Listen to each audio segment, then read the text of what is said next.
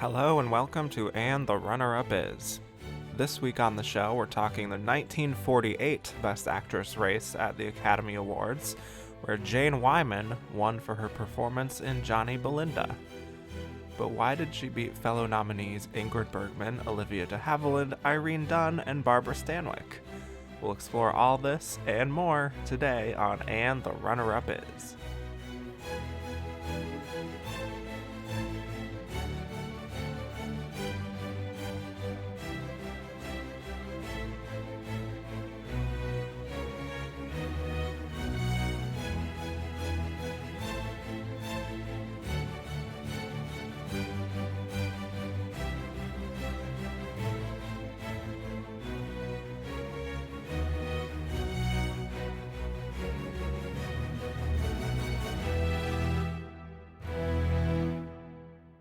Hello and welcome back to And the Runner-Up Is. I'm your host, Kevin Jacobson, here to talk about the 21st year of Best Actress at the Oscars, which covered the films of 1948. We'll be discussing why Jane Wyman won, why the losers lost, and who we think was the runner-up of this Best Actress race.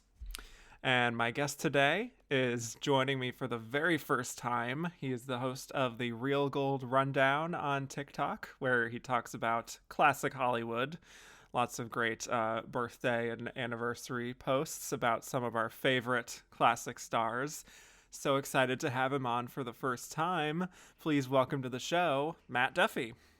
Thank you so much for having me, Kevin. It's truly a pleasure. We obviously have a lot of the same interests, so I'm very excited to have you talking long form. Yeah, super instead excited. of what you do, which is more short form. Yeah. So before we talk 1948, let's talk about Best Actress as a category. So my first question for you, Matt, what is your favorite Best Actress win of all time? So I really thought about this one, and I wanted to be creative and pick a woman who, to me, is the definition of a Best Actress. Somebody who is dominating the screen, takes us on a journey, and, you know, whether or not we're rooting for them, we, at the end, are satisfied with them. And I thought of a couple of ladies, and for me, you know, it would behoove me not to pick her because, for me, she's the one that started it all, and to me, that's Vivien Leigh in Gone with the Wind. Uh-huh. From start to finish, I am just mesmerized with her.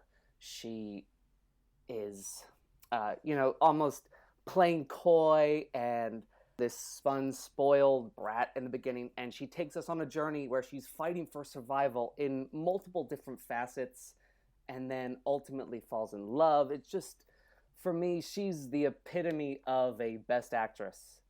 And I love both of her wins, but Gone with the Wind is a little bit more sentimental to me. Excellent. Well, as you have probably heard on the show, I'm also a huge fan of that particular performance. It really is like the ultimate. It really is like the ultimate Best Actress win. And I love what you said. Sorry to cut you off in your episode. I remember you said like the whole movie is her Oscar showcase. Exactly. Yeah, I mean, truly a case where you could pick out any particular scene and be like, oh, well, that's her Oscar clip, because she just dominates from start to finish. Well, that's a very excellent pick. I approve. So on the flip side here, my other question, what would you say is your most heartbreaking loss in Best Actress? So I didn't want to beat a dead horse and say Gloria Swanson in Sunset Boulevard or Judy Garland in A Star is Born, even though I wholly agree with both of those. Yes. I decided to go with my most heartbreaking loss as Anne Bancroft in The Graduate. Wow. I love her performance in that, and all the different shades of Mrs. Robinson that she gives us in that beginning scene where she's kind of slinking down, leading Benjamin into the cougar's den, under the preface of, I don't want to be alone, but really she wants him. And this kind of primal, primitive, commanding figure in the film, so much so that towards the end, when we see her final, this heartbreak, where she's talking to him about sacrificing art for marriage, and this is kind of her art now. This is her way to express herself, and the fact that she wants Benjamin to herself. He's not touching her daughter. It's just the whole performance from start to finish is truly fascinating, and I love that performance. And I'm just upset because Katharine Hepburn is great in Guess Who's Coming to Dinner, but it's clear that Lion in the Winter is her best Oscar win, and obviously there was some feelings, old Hollywood versus new, that kind of played into the factor of that actress race. So I'm looking forward to hearing you talk about that one. Yes. Well, I literally just came off of talking about Guess Who's Coming to Dinner on a bonus episode. Yes. And rewatching the Katharine Hepburn performance. I mean, it's good, you know. It's good. Obviously, it's Katharine Hepburn. We love Katharine Hepburn, but I love agree her. with Anne Bancroft though. Like, that is such iconic movie history she's making there, and so bold and so sexy and so unapologetic. And yeah, I would have loved to have seen a second win from her there. Mm-hmm. So yeah, definitely looking forward to that one too.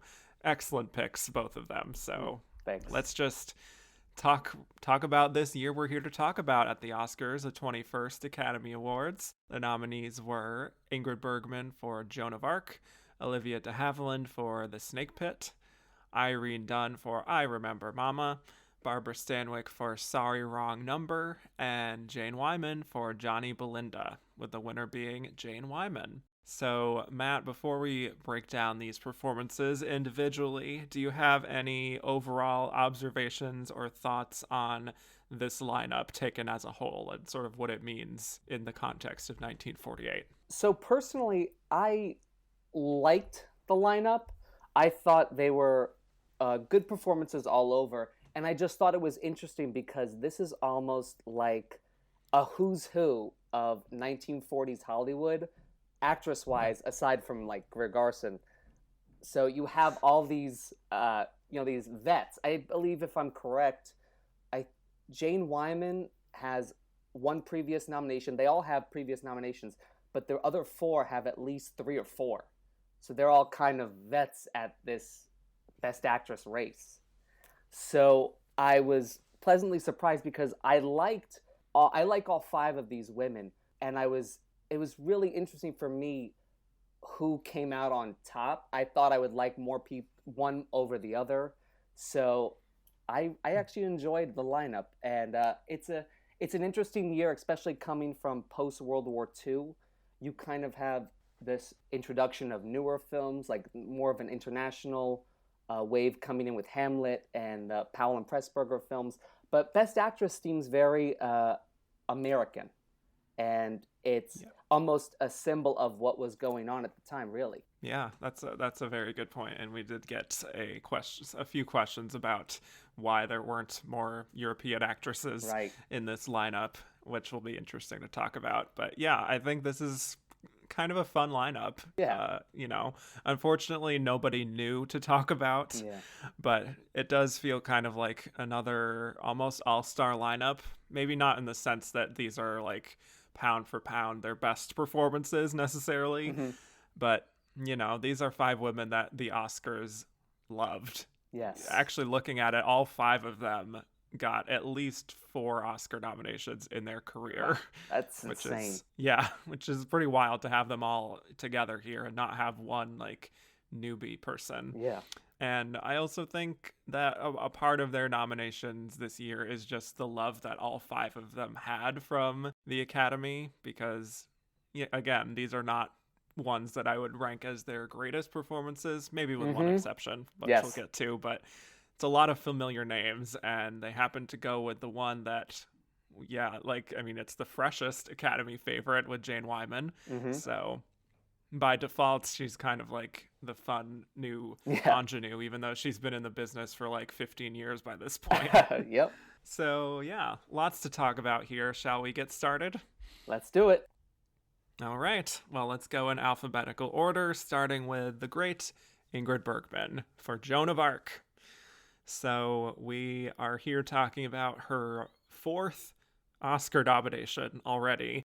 So looking back on her run so far, this is her 4th nomination in 6 years. Wow.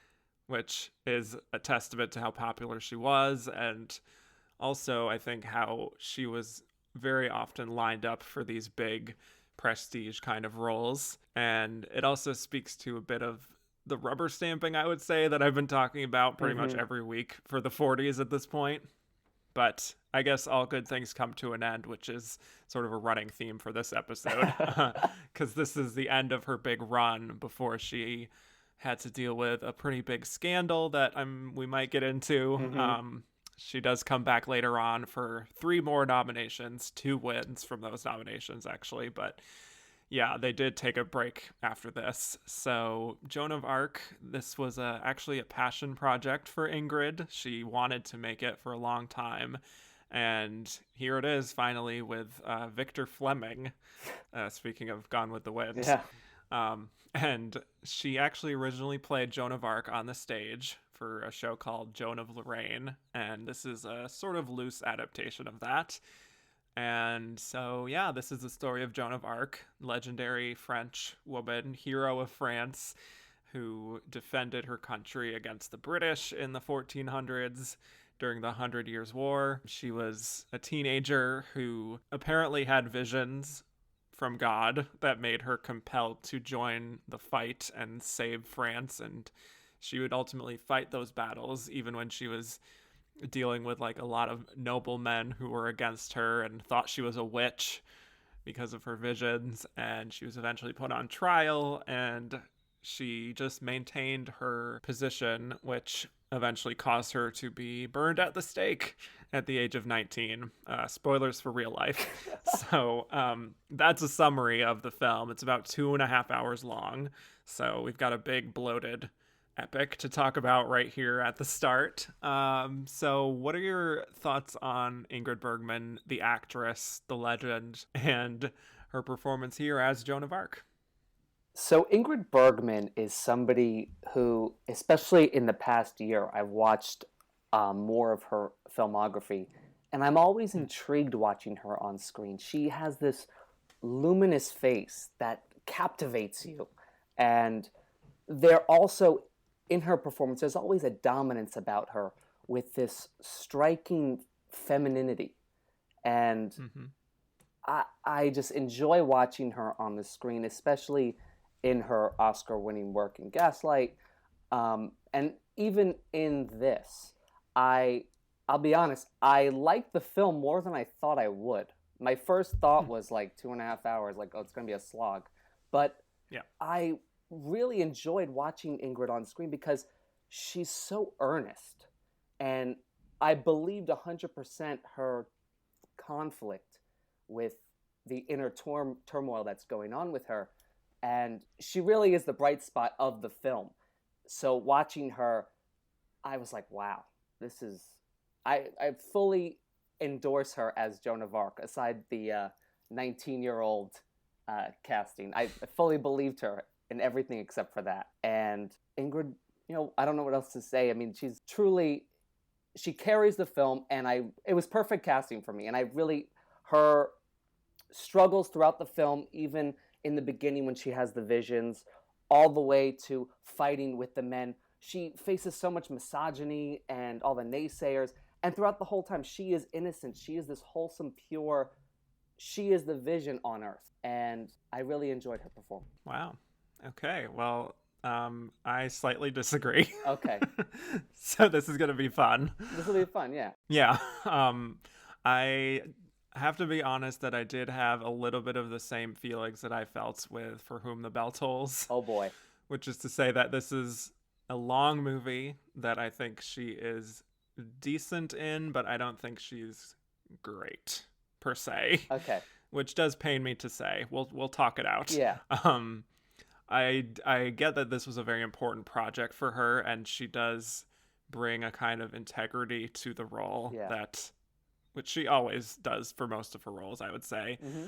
But I do sort of miss the more of the charm and the personality that she had in something like Bells of St. Mary's, and the kind of emotion also that she had in Gaslight. And you know, I get that she doesn't want to be like disrespectful to this woman who's been heralded as a saint for centuries, but I do think that she goes a little too far in the other direction of treating her with so much reverence that I don't find Mm. myself to be particularly drawn in by the character. Okay. Um, and I will also just say that speaking of 1943, this feels very similar to the Song of Bernadette. Yeah. You know, the tone of the film, the fact that it's kind of long, the religious visions aspect, you know, having this woman who has her convictions and doesn't really show much outside of that conviction that she has. Hmm. So, yeah, that's kind of where I'm at. You know, this is a story about a teenage girl who fought in battles and had these visions, and she's put on trial and she's burned at the stake, and yet it all kind of feels a little surface level to me. I mean, outside of like the scope, for me it doesn't feel like the same guy who directed Gone with the Wind necessarily. Hmm. But, you know, it's the same problem I sort of had with Song of Bernadette, which is that there's this one frequency for Ingrid Bergman to play in, which I think works for Jennifer Jones there. Here, it sort of works, but I felt like I was, again, missing some of the spark. And I do wonder if the problem is, as you were alluding to, maybe, that she is a little old for the part, Yeah. and that there's a certain presence she has that doesn't really reflect teenager. You know what I mean? Yes. I totally see where you're coming from. Because Mm-hmm. I know the parts that you're talking about as well. In this whole, she's Yeah. really just playing earnest the whole time. I'm a believer, but she's what is she, 35 at this point? Yeah. So it's Mm-hmm. kind of like it's like, are you really? You're 17? Like, I don't know, but I totally, in the sense of that, I 100% see where you're coming from, and Yeah. yeah. Yeah. Well, I will say to her credit, I think she's at her best when she's tapping into the vulnerability Mm-hmm. of what her character is going through. You know, even in the beginning when she's just at the family farm and she knows that she has this divine calling, and we have just a few scenes of her just praying out loud and talking about how she's like not suited to speak to great people, and there's just this something in her voice that I found pretty effective. It's kind of like, I guess, the same sort of vulnerability we see in Gaslight, where she almost feels like trapped in this situation and she doesn't know if she can Mm-hmm. handle it or not, you Yeah. know, and she has to sort of find the courage, that sort of thing. Yeah, and even then, I think a couple scenes later, there's a scene where her mother's cutting her hair, and I think the mom is like, I disagree with you. You're going to regret this. And there's a moment there where it clicked for me where she kind of turns to her mother and goes, "No, mother, I was born for this." And I really got like okay, now I see where we're going here. And Yeah. yeah, to me, the movie. One of the issues I did have with it is that it felt very Shakespearean, and it's funny you said it was based on a play because Yeah. I got this very like a character is in, says a monologue, kind of comes out, and then we go to another scene. Ingrid walks in, leaves, and then so it kind of to me that was the bloated part, and I just Yeah. wanted to see more of her in this character and more shades of her, I guess, instead of just being earnest. I have a vision. Let's fight. Right. I sort of wish we got even more sort of asides. I feel like we do get like the prayer moments where Yes. she's again talking out loud, but I wished for more of the more internal struggle Yeah. stuff. Even towards the end, like the trial scene, and we Yeah. got to see her in her cell, and she's about to be assaulted, even, and Right. the conflict. She wants to go in the church, and they won't let her. Like, I wish we had more of those moments instead of just a generic I have a vision, let's go, kind of commandeering. Yeah. Well, I want to go through a little bit of the plot, sort of more or less chronologically. Mm-hmm. And so going to like Sir Robert, who was the governor of the town, and she's like hoping that he can help escort her to the King of France to help her fulfill this vision. And she's not really taken seriously. So it's a lot of her just reacting to being Yeah. sort of taunted and sort of grinning and bearing it almost, but still maintaining, like, standing her ground. And she eventually gets to the court and she's persuading the men about why she has to do this, why it has to be her. And one element, actually, I also want to touch on of this film that I do find interesting is the practicality of the character, especially when it comes to her wearing men's clothes. And part of it is so she can just be taken seriously, especially in battle. But I sort of love the confidence that she has with it. Like, she's not really concerned with any kind of, like, self-consciousness or anything, because she has this higher purpose and she knows that this is what she has to do in order to sort of fulfill that.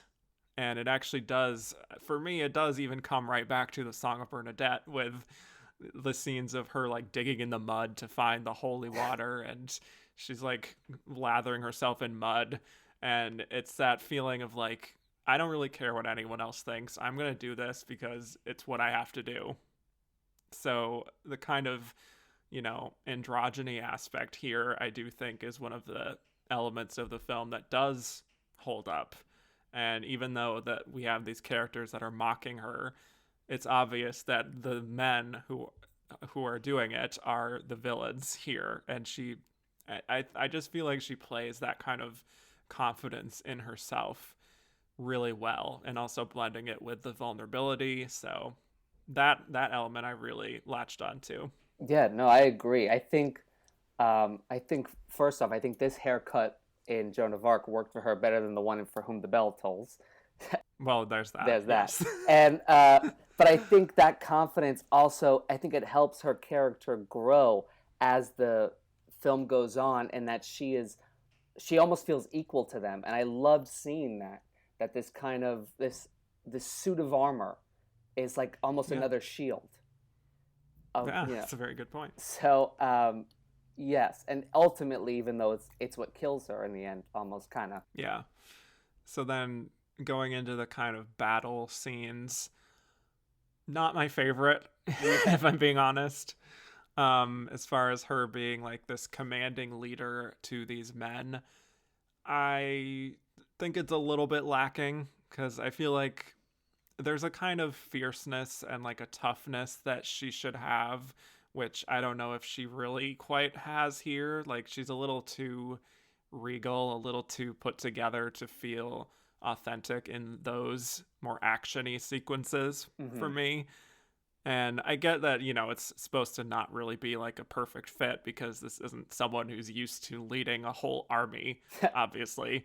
But I feel like there should be something a little more commanding about her, when I think some of the line readings are a little on the weaker end, personally speaking. I don't know about you. Yeah, I kind of see where you're coming from. I think for me, when she has that, especially that monologue as they're marching towards Orleans, and she's like, onward, march, let's go. I kind of like, you get that kind of feeling of, like, pride and kind of patriotism. But I see where it kind of, like, falls flat, because she does seem a little too regal for the spot. You know, you still have to think, like, you're 17. You've never been in battle before. Like, you don't know what it's like. And she's with all these men who have, been there, done that. So I see where it kind of rings false, especially in the moment where they're fighting and she gets hit in the shoulder. And like, they're like, Joan, we gave up. And she's like, no, we have to go. And it's like, oh, okay. All right, let's fight. Yeah, some of the more bigger sort of proclamation moments are a little rough for me, honestly. But it is what it is. I think after that point, I think she's pretty locked in with, for me, of really kind of selling the ending. Like we were saying, she's thrown in jail and put on trial for heresy. And we get some of those more vulnerable moments of her praying and saying that she has the courage to die, basically, but not in a small way. Yeah. Like, she doesn't want to have died in vain. And she has some actual, like, defiant moments when she's on trial, and she's just completely confident in what she's saying, and she's maintaining all her beliefs, and she will be made into a martyr, and she just will not lie about these visions that she had, and she's just like completely maintaining the truth of that. And she has a nice moment where she says that the English are not fitted to be her judges. And she's basically saying like only God can judge her, essentially, which she plays, I think, for some nice emotional impact. And even when she's asked about how confident she is that she'll go to heaven, there's kind of like this smirk that she has that's a little bit like almost smug in a way, of just like how confident she really is. Like, of course I'm going to heaven. These men are like, they have no idea. So I like those little, I think we see little cracks of personality there, which I was sort of hoping for most of the other first parts of 2 the hours. film. Yeah. But I do think that like after everything she's been through, that moment on trial is satisfying for the audience, I would say. Yeah, definitely. You really are kind of rooting for her, you know, that in some way somebody will stop something, but it's like a bad car crash, because you can't look away, because you know what's going to happen. You know she's dying, but leading up to it, it's like, can't somebody stop her? And you see all the guys try to help her, like, just sign the paper, do this, do that. But she's so defiant in what she knows and what she has to do that it's clear to her, this is my destiny. And I really felt for her in that moment. Yeah. And like you said, I wish we got a little more of that throughout the previous 2 hours of the film, this kind of inner conflict that results in an action. Exactly. Right. And so sort of going to those final moments with her, you know, going to her death and being burned at the stake, I don't think it's quite as impactful as the other famous Joan of Arc film, The Passion of Joan of Arc from the 20s, because that's just like one of those all-timer moments that is just like etched in your brain forever. But it's still like she definitely sells the emotion of that too. So I do think, for as much as I felt like, you know, this isn't the best performance from her, I do think she ends the film really strong, which probably helped get the nomination. Agreed. Yeah, I think really for me, the last 30 minutes of the film is why she was nominated. I see a lot of Ingrid's work in those final moments, and it kind of culminates her journey where she's kind of like, I'm set. I know this is where I have to be, even though you're literally on a stake about to be burned to death. You kind of witness her triumph, even though it's something terrible. Her saintliness. Right. So it's a bittersweet feeling. Yeah. For sure. So, yeah, and then just one other fact about the film is that the director, Victor Fleming, did die shortly after the film was released. Wow. Yeah. So. What a way to go out. Yeah, definitely a legacy for sure. And just looking at reviews from the time, I found one from the New York Times, which is a little shady, but it said, Bergman, while handsome to look on, has no great spiritual quality. Her strength seems to lie in her physique rather than her burning faith. So. Wow, burn. Yes, literally. Yeah, so that's kind of encapsulates the fact that the film did get some mixed reviews. Yeah. Overall, a lot of people mentioned just the bloated feeling of the film and how it's a little bit pretentious. Yeah, and even with Ingrid, she didn't have like the best reviews, but again, when you look at this character and this arc that she goes on, even if maybe we would agree that it's not like fully complete from beginning to end and that the best stuff is at the end, it still is such like, oh my god, Ingrid Bergman playing this iconic Joan of Arc. Of course we're going to nominate her. I'll be honest, I don't even know who I would cast in that if not Ingrid. So yeah, that's true. It's good. And then, You know what it kind of reminds me of? I don't know Hmm. if you saw it a couple years ago. At the Public, Glenn Close was in a play called Mother of the Maid, where she was Joan's mom. And to me, it's like it's almost akin to like that kind of casting. I can't see anybody else now as Isabel. That's so funny. I did not see that. You would think I would, but Yeah. no. I would have loved to have seen it though. I think there's a reason why it never made it to Broadway. So maybe she had the same Fair problem. enough. Okay. Fair enough. All right. Well, anything else on Ingrid before we move on? I'm curious to see what you think of her in the future. Yes, because I'm not the biggest fan of her other two wins. I agree. So obviously, we won't talk about the supporting one, but Anastasia will be interested to revisit. Oh, Obviously, yeah. there's going to be a lot to talk about with her big comeback there. So, Oh, definitely. yeah. Okay. Let's move on to Olivia de Havilland for The Snake Pit. So we have Olivia here in the middle of her great run of really interesting performances and just characters that have a lot of substance than the kinds of roles that she had before. And this performance is another one where she once again threw herself into research. We talked in the 1946 episode about how she used some method acting for her role in To Each His Own. And then here, this is another, even more intense role where she's playing a patient in a mental institution. So she went and studied mental patients at these institutions and she had dinner with them. She really immersed herself in this world of what it's like to be, locked up in a hospital with these other patients who have their own illnesses and are expressing themselves in different ways. And the film is about a woman named Virginia, played by Olivia. And when we're introduced to her, she is hearing voices. She doesn't know where she is. And it turns out she's in a mental institution. And we get flashbacks of her story when she's talking about her life with her doctor. And she had a mental breakdown after only a few days of being married to her husband, Robert, who she just doesn't even recognize now. And while she's at the hospital, she goes through electroshock therapy, hydrotherapy, psychotherapy, and she has to go through some pretty rough conditions because there's also this nurse who doesn't really care for her.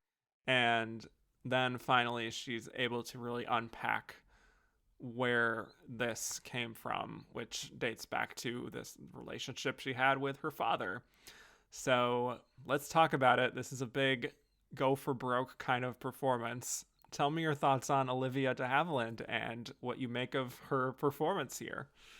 So Olivia de Havilland truly is a great actress, and I love her performance in The Heiress. It's a well-deserved win, and in this film, she just really sinks her teeth into it.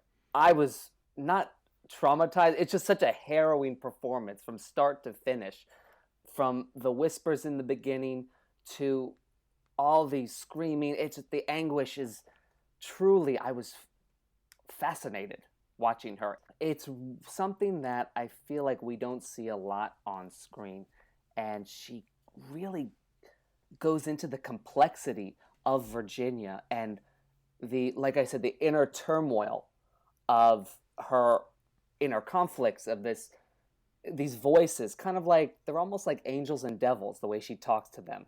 Yeah. And truly, I love the performance. Yeah, this is one that I had seen before when I was doing the Best Picture series because it's also a Best Picture nominee. Right. And I was really, really surprised by it at the time with just how dark it was. Yeah. And how it really went to some intense places, and especially for Olivia's performance. And it really does hold up on this rewatch. I think this is really stunning work from her. And when I think about moviegoers watching this in 1948, I mean, I actually don't have like a good read on how audiences felt about Olivia necessarily. I don't know if you have more insight on that, but I could see them being really floored by her not only just with the material here, but also just how raw this performance Yeah. is and how it's so vanity free. I mean, she really dives deep into this character, and this is definitely a performance where I think it could go off the rails because Yeah. she's screaming, she's crying, she's pretty much always in this heightened state of just being confused and upset and uncomfortable. And it would be very easy to just have this fly off the handle and really not treat it with the kind of care and the sensitivity that it deserves. Yes. And we could just look at this and say, like, oh, she's playing a crazy woman. Mm-hmm. She's out of her mind. She's unhinged. And because of that, you feel like you couldn't relate to her and that there's like some distance there. But that's really not the case here. No way. I mean, she really makes you feel for this character, and especially just the helplessness that she feels. And you have a lot of sympathy for what she's going through. She's going to such an emotional place that I actually find, I don't know about you, but I find her to be almost unrecognizable here.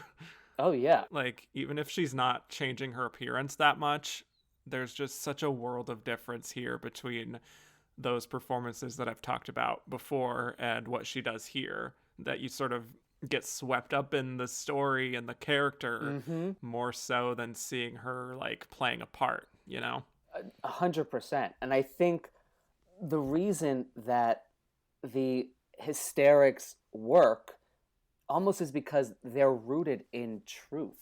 Like I believed every single moment of her anxiety, her fear, her happiness. It was just the physicality of her performance was just A+. And the one thing that the one thing I noticed mostly about her performance, especially the physicality, was her hand movements. It's kind of weird, but go with me. There were moments where I noticed, like, when she was in fear, she kind of grabbed her collarbone. And when she was recounting a memory with Dr. Kick, she raises her fists. Or then there's a moment where she's back with Dr. Kick and she's talking about being gentle, and she kind of holds her hands kind of like a nun, like in a passive, kind of gracious kind of way. And it was just those moments are just rooted in this baseline of humanity, and I was floored. It's not even just the screams and the hysterics and everything, but there really is a character there, and like any great Best Actress nomination, we're rooting for them. Whether or not we like them, she's succeeding in her goal because we see the journey. She wants to be better. I completely agree. What I find so compelling about this performance is that she really threads the needle with making the confusion that she has not seem like a weakness. Yes. Like, there's still this inner strength that she has, even when she's feeling helpless and she doesn't know what's going on. And I was watching it again and I was like, she reminds me of some other actress, but I can't really put my finger on it. And then I finally realized it. She actually reminds me a lot of Sally Field. Yes. In this film. Oh, yeah. Right? Oh, wow. Yeah, I totally agree. Oh my God. Yes. Like, it's something unlocked when I was watching it. I was like, oh my God, it's like Sally Field, because there's like a feistiness there and like a grit. Yes. And then there's this kind of unhinged characteristic, but it's like it's rooted in like a justification. Exactly. Yeah. So yeah, I mean, especially things like Norma Ray, and obviously Sybil is probably the best comparison. Yeah. But it's like so raw in that way that is also, like you were saying, just very human, very grounded in humanity, and it's just really so just almost hypnotic to watch. Like, I feel with some Sally Field performances too. And yeah, so I think probably more than any performance that we're going to talk about today, not to spoil my thoughts on the others, but it feels like it's the most modern, wouldn't you say? I agree. Yeah. So I mean, really, as if you're gonna watch one performance from this lineup, I think this is probably the one that's gonna affect you the most. Oh, For totally. those listening, I think yeah. I'm still triggered from the scenes of the electroshock therapy. And we don't Oh even my see gosh. her, we don't even, spoiler alert, we don't even see her get shocked. Right. This is not like Requiem for a Dream. Yeah, oh God. I don't even know what that would look like in 1948, Oh, but I don't even want to know. anyway. Yeah. But yeah, it's very raw, and I don't think any of the other actresses really get to this kind of depth. So, yeah, there's almost like a in terms of the confusion she has, I like that there are moments where she's almost angry, Yes. you know, like when she doesn't know who her husband is Mm-hmm. and he's right there in front of her, and it's almost like she's mad at him Yeah. because it's like she's being told that she has a husband and that he's right here, but like she can't conceive of that in her own mind. So her first reaction is just to sort of deny it and to lash out. It's almost like the 5 stages of grief, like denial, anger, like Yeah. she's really going through it. There's almost, it's kind of like the scene in the beginning where she's Mm. coming inside with Celeste home, and the nurse is like, "How'd you like outside, Virginia?" And she goes, "How'd she know my name? What am I supposed to say to her? Hi, kiddo." I'm like, it's just the Yes. state of emotion that she goes from, like nice to angry. Like you said, the 5 stages of grief. Yeah. They're all there. Every emotion. Right. And she makes those sort of switches feel very seamless, you know? Yes. Because I think she's just so locked into this character and probably really studied very intensely to just like the script and everything to figure out everything to do with her character, that there's like almost no line between the actress and the character, which is exactly what you want from a performance. Mm-hmm. You don't want to see artifice. I Exactly. mean, unless it's like intentional for the character, but here it's just so real that like I don't know about you, but I was even uncomfortable at many points of this film, just how real it Oh feels. yeah. I mean, it's just uncomfortable is probably the best word, especially like Yeah. towards the end when she Yeah. leaves Ward One. Yeah, Oh God. Yeah. We'll get to we'll that. get to that. Yeah. But I do also just want to touch on the flashback scenes before Mm-hmm. we get there, because this is where we get the backstory of this woman. And I think she's able to show that, you know, this is a woman who, at one point in time, she was a semi stable person, but still vulnerable to the point that, like, you could see why she ends up in this institution, and there's a fragility to her. And I think this is maybe even where it helps to have an actress like Olivia de Havilland in this role, because there's kind of like a grace to her and like an elegance in some of her early ingenue parts that I think really she's able to tap into in these earlier flashback scenes. But it's like she almost twists it to make this character seem really fragile, Mm-hmm. and like she could be triggered by something and that could just make her come undone in a way, you know? Yeah, I mean, it's the way she characterizes Virginia in the flashbacks.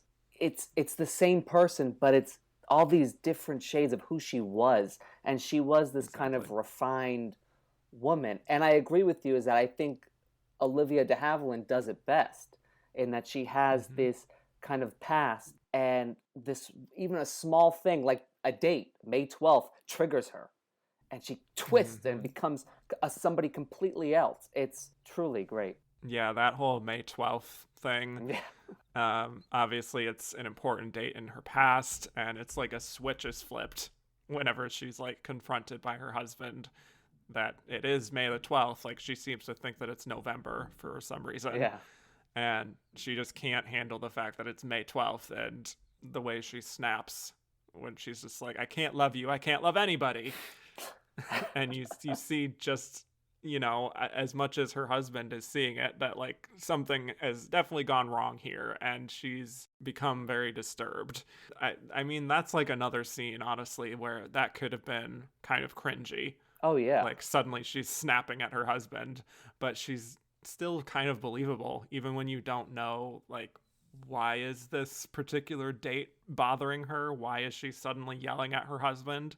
You don't really know why she's having this reaction until later on, but it's like you still believe her, Oh, you know? yeah. It reminds me of the flashback scene where they're at the movie theater and the date comes on the screen and she kind of has this disgusted look and she just turns and Mm-hmm. just walks out. And then on the subway, when he's like, "Oh, I'll propose to you in a month," and she's like, "What, you can't propose to me tomorrow?" And it's like, whoa. Yeah, I love it. I love those moments. And it's believable. You know, Right. I didn't think any artifice at all.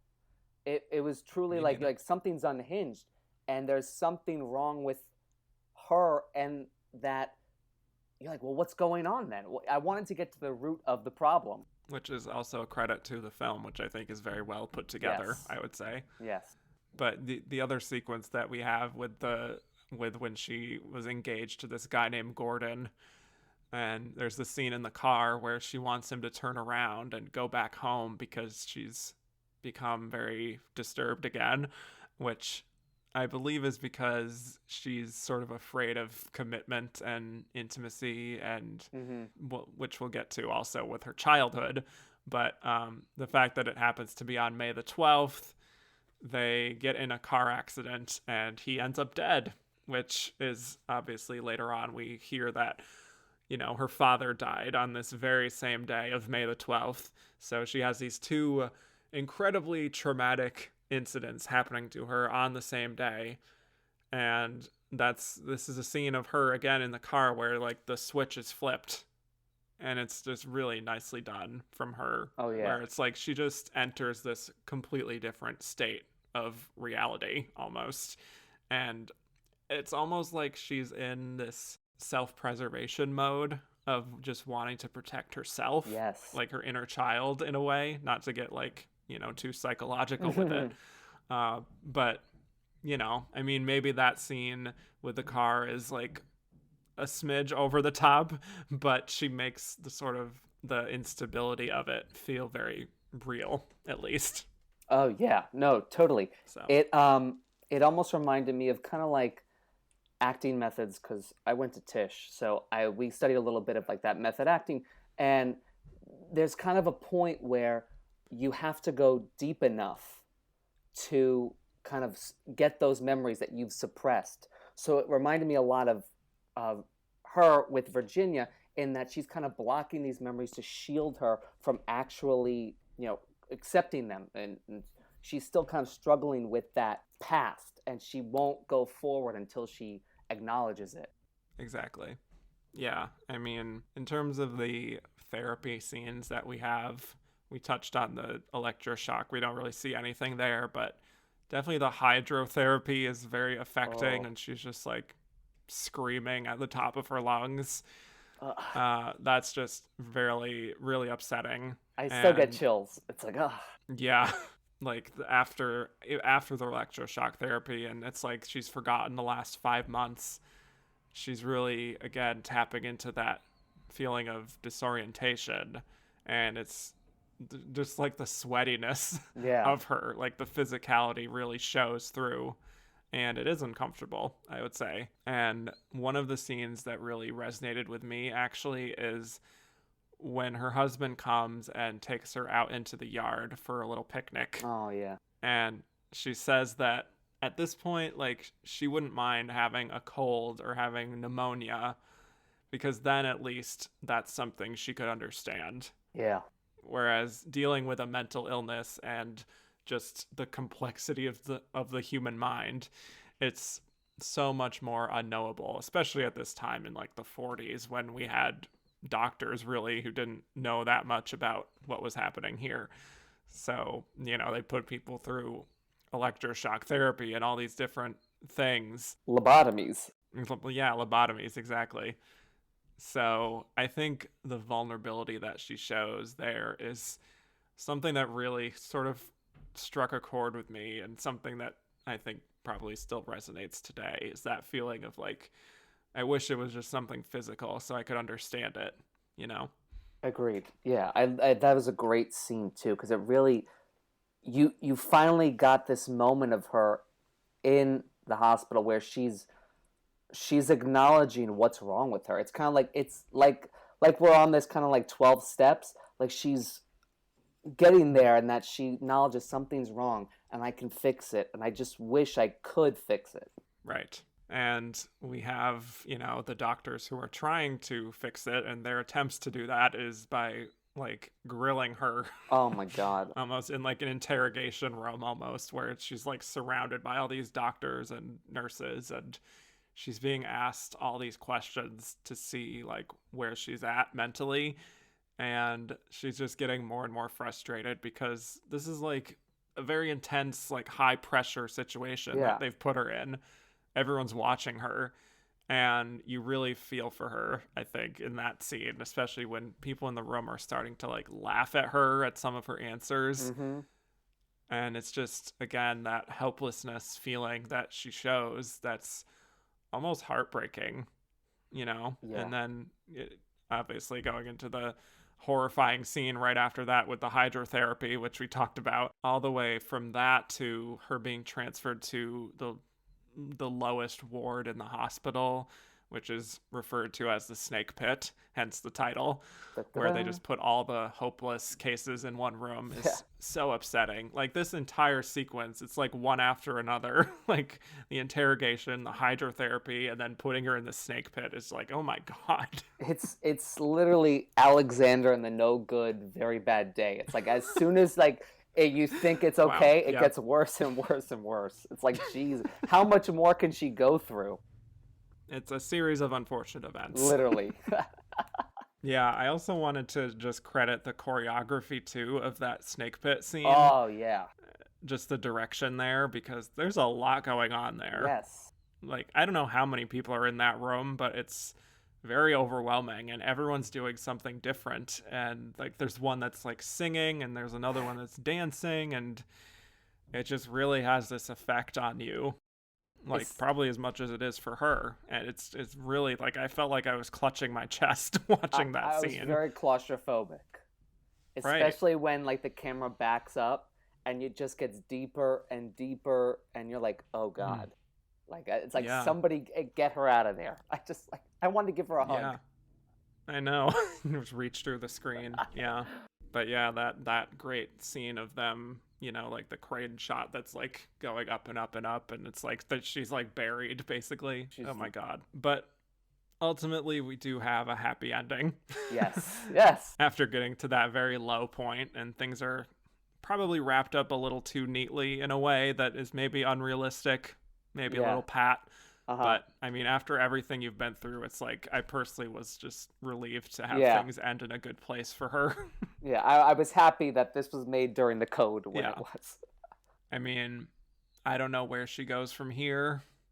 It's a little bit of a classic Hollywood ending where she just like rides off into the sunset, and we don't really like check in on her readjusting to her life now on the outside, which I imagine we might in a modern day film, but it's like because of everything she's been through, at that point you're just relieved that things turned out all right and that there's at least some hope left. There is a silver lining in that ending, which is like it's like that's all you wanted the whole time, so it's like we take what's given to us. Yes, exactly. So huge credit to Olivia here. I mean, I love this nomination. I think it honestly just exceeds anything that she had done before up to that point. Yes. And I'm excited to talk about her one last time with 1949 with her second win. You're going to have a treat. Oh, yes. So much to unpack there. Yeah. Oh, yeah. And this is from the New York Times. Pretty simple, but it says, Olivia de Havilland does a brilliant, heart-rending job as the central guilt-ridden patient. Lots of great reviews for Olivia. Lots of like best of her career kinds of reviews for her. So I'm sure she was riding high on all this positive buzz. Oh yeah, definitely. She deserved it. Absolutely. Yeah. Like this is her prime at this point. So there's a reason. They asked her to be Blanche for the film adaptation, right? Didn't they ask her to be Blanche Dubois? After seeing Yeah, I this, think I so. totally get it. Right, absolutely. Yeah, after this, definitely. All right, well, let's move on to our next losing nominee, Irene Dunne for I Remember Mama. So I feel like I come across this fact in a lot of researching these Best Actress nominees, but this role was initially offered to Greta Garbo. but but as everyone should know by now, she is fully retired. She's a full 7 years retired by this point, but they were still trying it. I don't blame them. I get it, but Yeah. it is what it is. So so then Irene Dunne was offered the part, and Irene Dunne was about 50 years old at this point, but she apparently had to be aged up, or at least made to look older for this role because she still looked pretty youthful. And for my fellow fans of Screwball, Irene Dunne, this is her in a much more serious, earnest role. So, personally speaking, I wish we could have talked about a more comedic performance as her final nomination. But either way, glad she got one more nomination after her great run in the 30s. We last talked about her in the first season finale in 1939 with Love Affair. So it's been 9 years since her last Wow. nomination. And this film was adapted from a play which tells the story of a Norwegian immigrant family who are living in America in the early 1900s. And it's almost like a slice of life kind of family story. It has probably more plot than a slice of life film, but it's very much focused on just the ordinary lives of this family. And she's playing the mama. Marta. She's the matriarch of the family. She has 4 kids with her husband, and she has 3 sisters. So it's a big family, and we just sort of go in and out of their lives. But she is very much the constant, I would say, kind of like a Mrs. Miniver in how it's about this woman who is just this very stabilizing force in her family's lives that they could sort of fall back on her when things are tough. So it's a sort of a syrupy family melodrama that is not afraid of being schmaltzy at times. So the question is, does this hold up today? And do we think her performance holds up? What do you think? What do you think of Irene Dunne? And then what do you think of her in this role? Oh gosh, I have to admit I love Irene Dunne. I'm always How can you it's not? always a pleasure watching her on screen. And to me, it's a shame that more people don't know about her, and it's a crime Yeah, that she never received an Oscar. I mean, not even an an honorary actual crime. honorary Oscar. I mean, what her nickname was the First Lady of Hollywood. They couldn't even give her like a Jean Hersholt humanitarian Oscar. Exactly. I just don't get it. So that always grinds my gears. But uh, all that aside, I just am always fascinated watching her. And for somebody who didn't like doing comedy, I think she's absolutely brilliant in the screwball comedies of the 30s. And I also like her in dramas.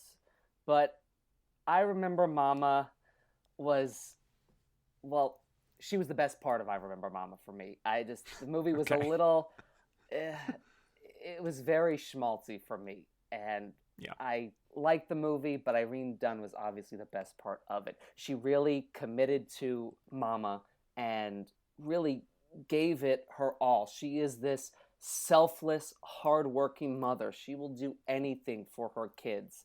Not to the extent of Joan Crawford and Mildred Pierce, but she's a good mother and she wants her kids to succeed. So, all she wants is a warm coat and she's willing to give it up for them. Mm. So I wish there was more like conflict with her character. Yeah. But I'll take what I can get from Irene Dunne.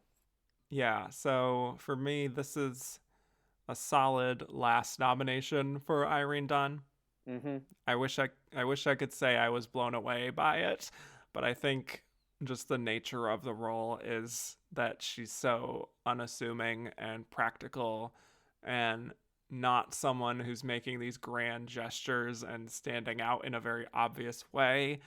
So I would very much put it in the same box as Greer Garson and Mrs. Miniver, or Claudette Colbert and Since You Went Away, Mm-hmm. which are two performances that I think are layered and more impressive than they probably are on the page because of what those actresses brought to the roles. And I think generally the same goes here.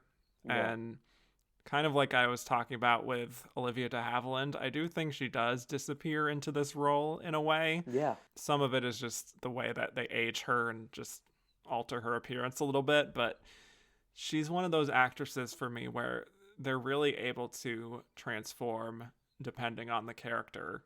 Like, it never feels to me like Irene Dunne is playing herself, Mm-hmm. if you know what I mean. No, 100%. I mean, having said that, does this slightly harken back to what she's doing in Cimarron? Oh. Yes, a little bit. A little bit. This is far better than that. Yes. Far better. And she's in a way better movie.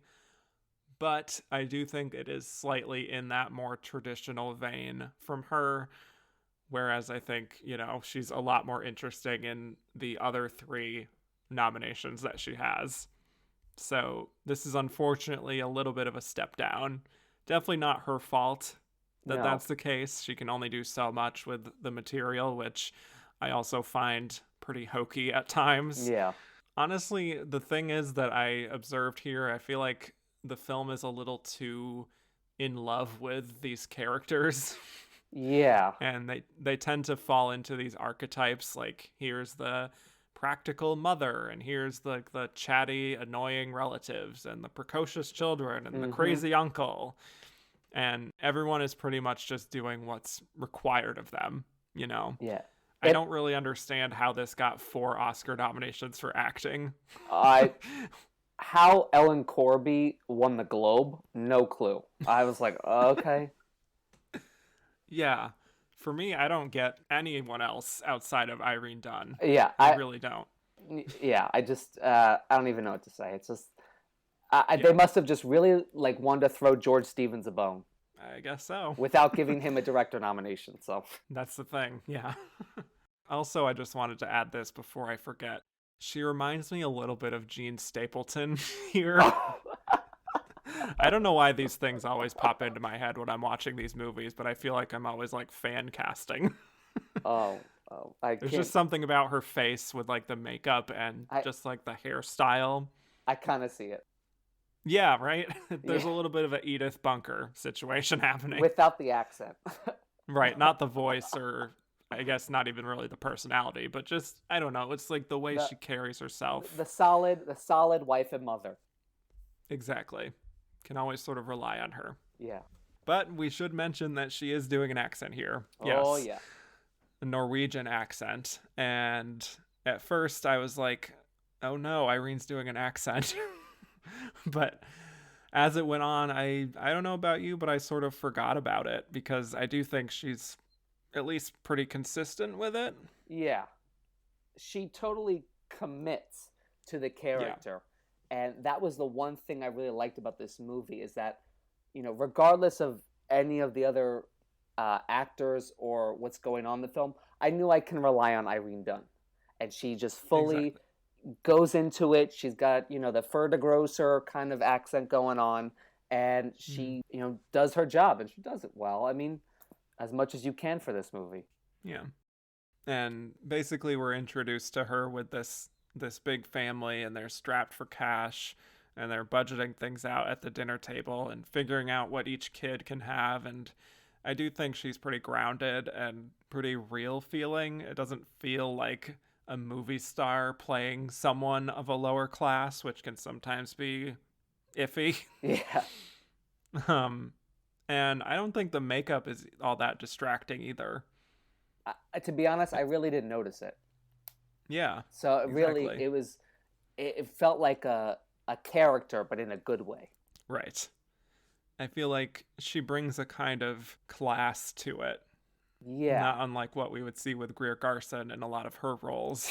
Oh, God. But for better or for worse. Yeah. But I would definitely classify this probably more as a Claudette Colbert, where there's more of a warmth there and like a familiarity that I feel with Irene. And I mean, you can see Yeah. why she's beloved and why her daughter in the film wants to like dedicate her story to her in the end, Yeah. because you could see how much she cares about her family, and she's just very open and inviting, but still keeping things together.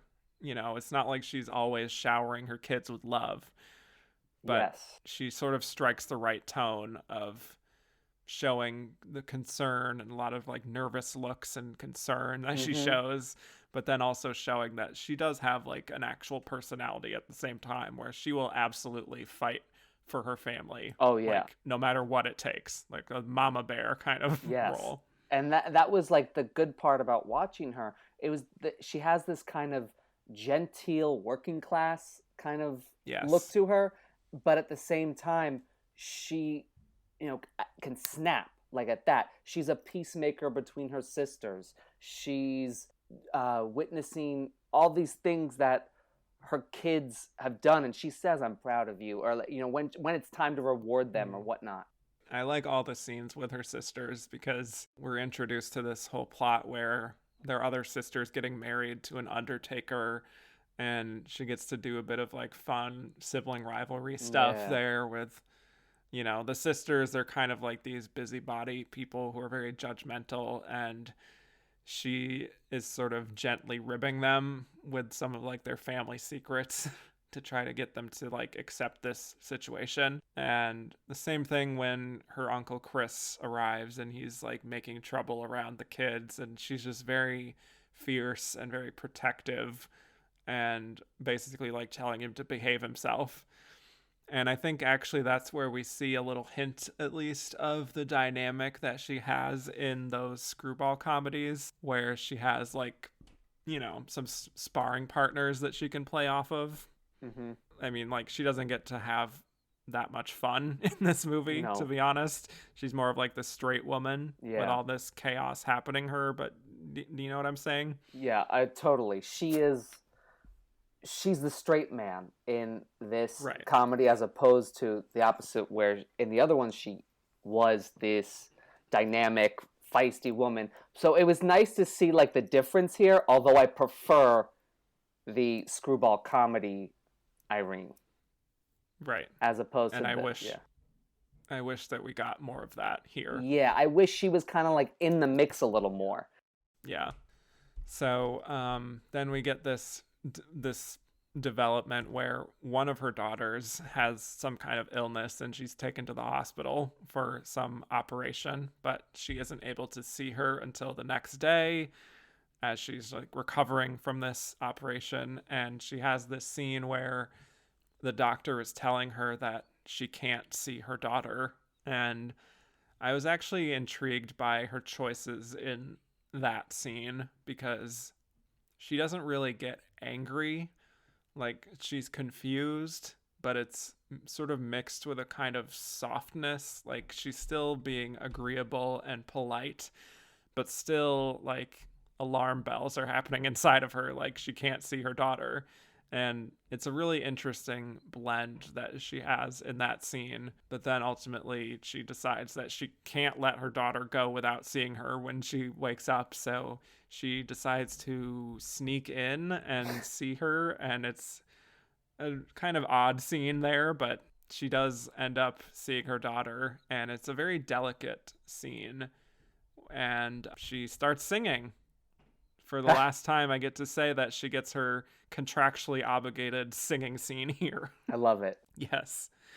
Yeah, singing some like lullaby to her daughter, and it's just very tender. And then she's like singing for the rest of the children who are also recovering.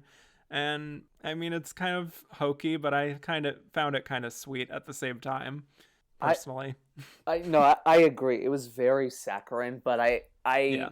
almost kind of enjoyed it because it gave this kind of that whole scene from when she's told she's not allowed to see her daughter, so she goes home, and then she kind of infuses herself into scrubbing the floor, Yes. and there's a quote she says, "There comes a time when you've got to get down on your knees," and to me it was almost like Mm, she's kind of like looking for a prayer, she's looking for an answer, and yeah. then she kind of like the light bulb hits and she's going to pose as a maid to see her daughter, and it was just so, it was a nice scene. I enjoyed watching her, sneak into the hospital, and all she wants to do is, I promised my daughter I would see her when she wakes up. I promised her. And then you kind of get that moment where she's like, "Oh, Mama, you're here," and it was very rewarding for me. And then you get to hear Irene Dunne sing. So what more could you want? Yeah, exactly. But otherwise, I mean, I think she's solid, not always really getting to stand out in every scene, but she does have her moments. Like the other scene I wanted to just highlight was when she's outside with one of her daughters. I don't really know the difference between a lot of them, but I think it's Katrine. Katrine, yeah. Probably, yeah. but she asks her mother about like why she came to America. Yeah. And she's very like matter-of-factly saying that it's because of family, that they all came together because they didn't want to leave each other behind and they wanted to find like a new hope in America. It's similar actually to one of the films that we talked about on Second Thought, which was The Emigrants, which was about Swedish immigrants coming to America, where there's just this feeling that they're going to stick together no matter what. And I appreciate that this film, I Remember Mama in this case, doesn't really make that into a big statement piece like you would expect.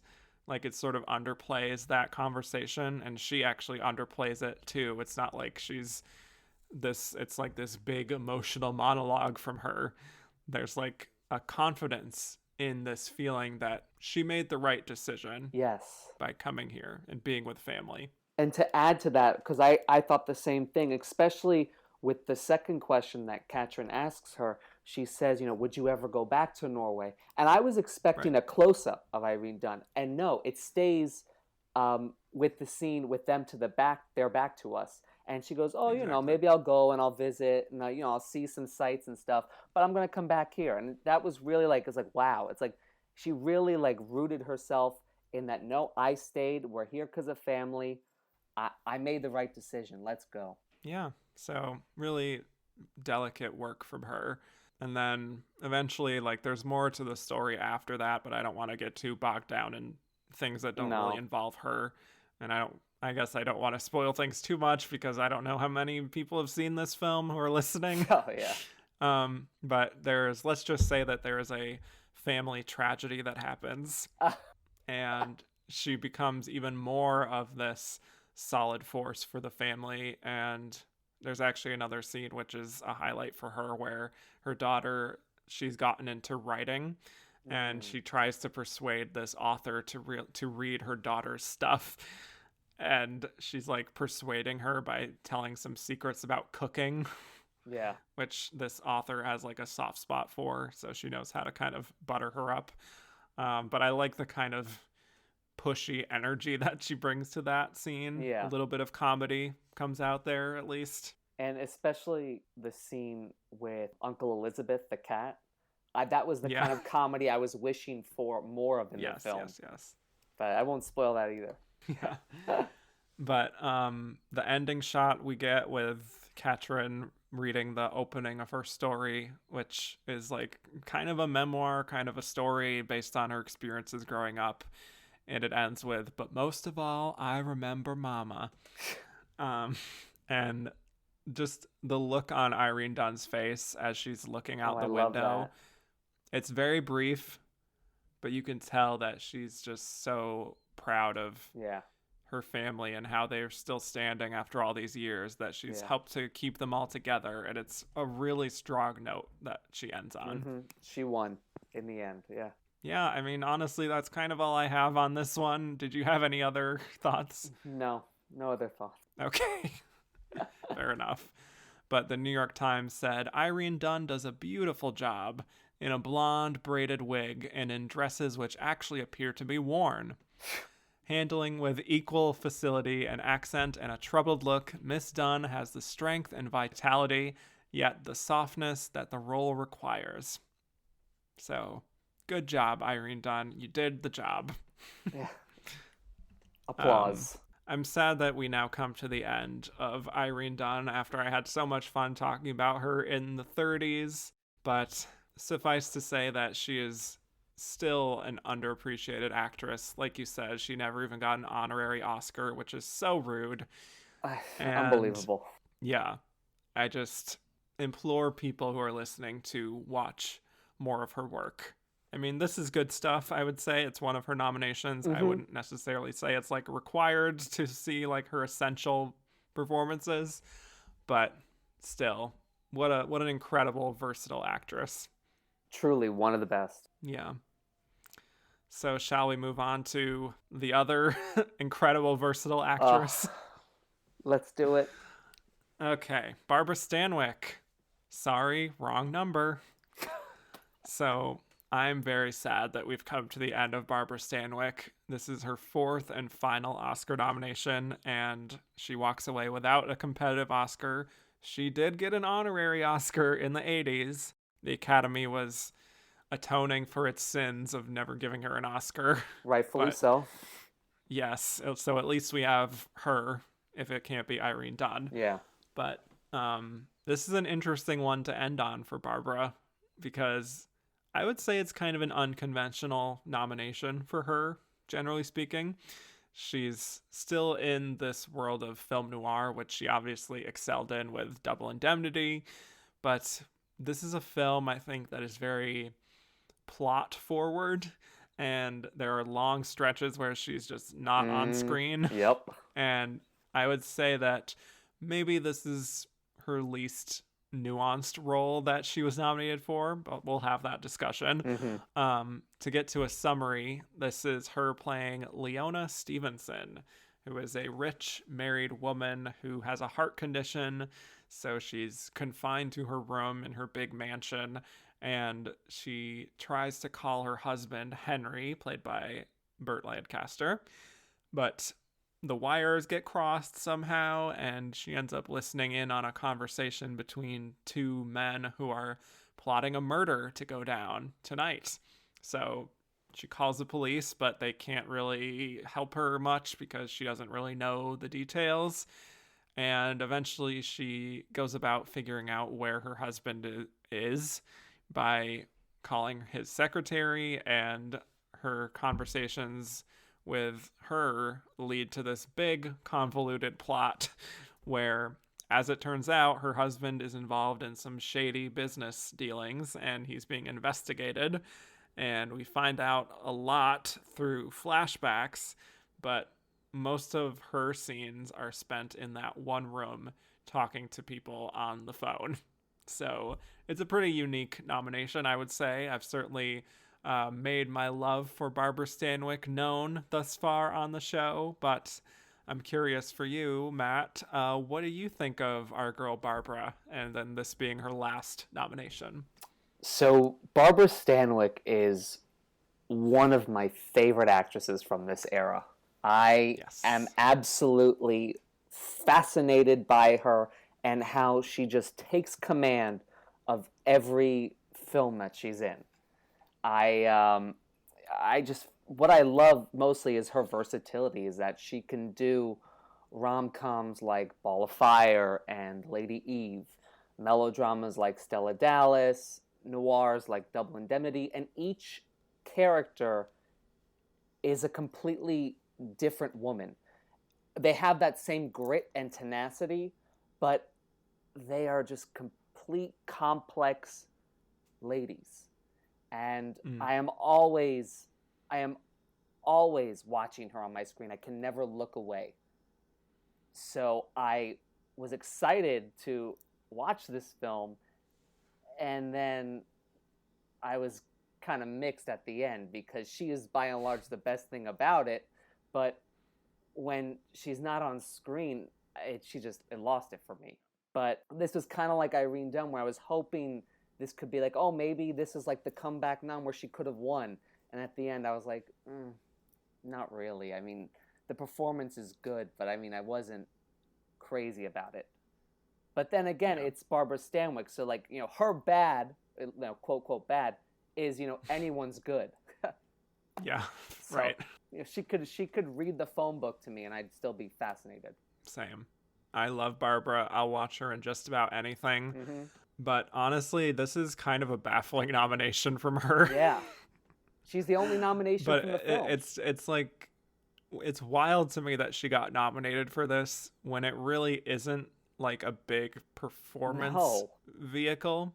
Not at all. Like, obviously she has like the high emotions, and she goes through like the ringer basically, Yeah, with trying to figure out what's going on with her husband. So I get it in that respect, but this is kind of like a junky B movie on the whole. yeah.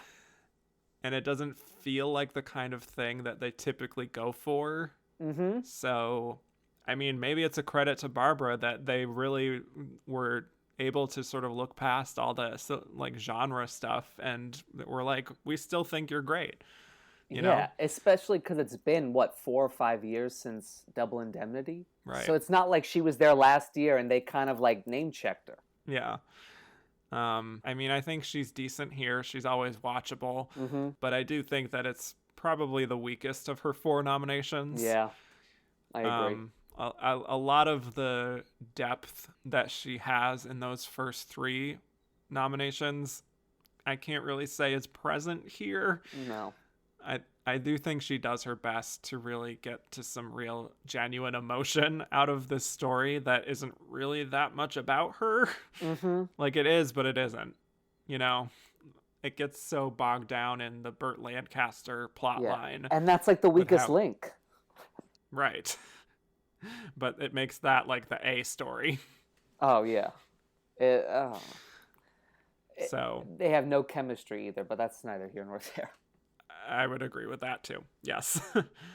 But yeah, with him like getting involved with her father's business, and he wants to make his own mark, so he decides to steal chemicals because it's a pharmaceutical company, and he wants to like sell them off to these shady guys, and there's this other guy who's involved with it, and there's really these like long stretches where she's just not on screen.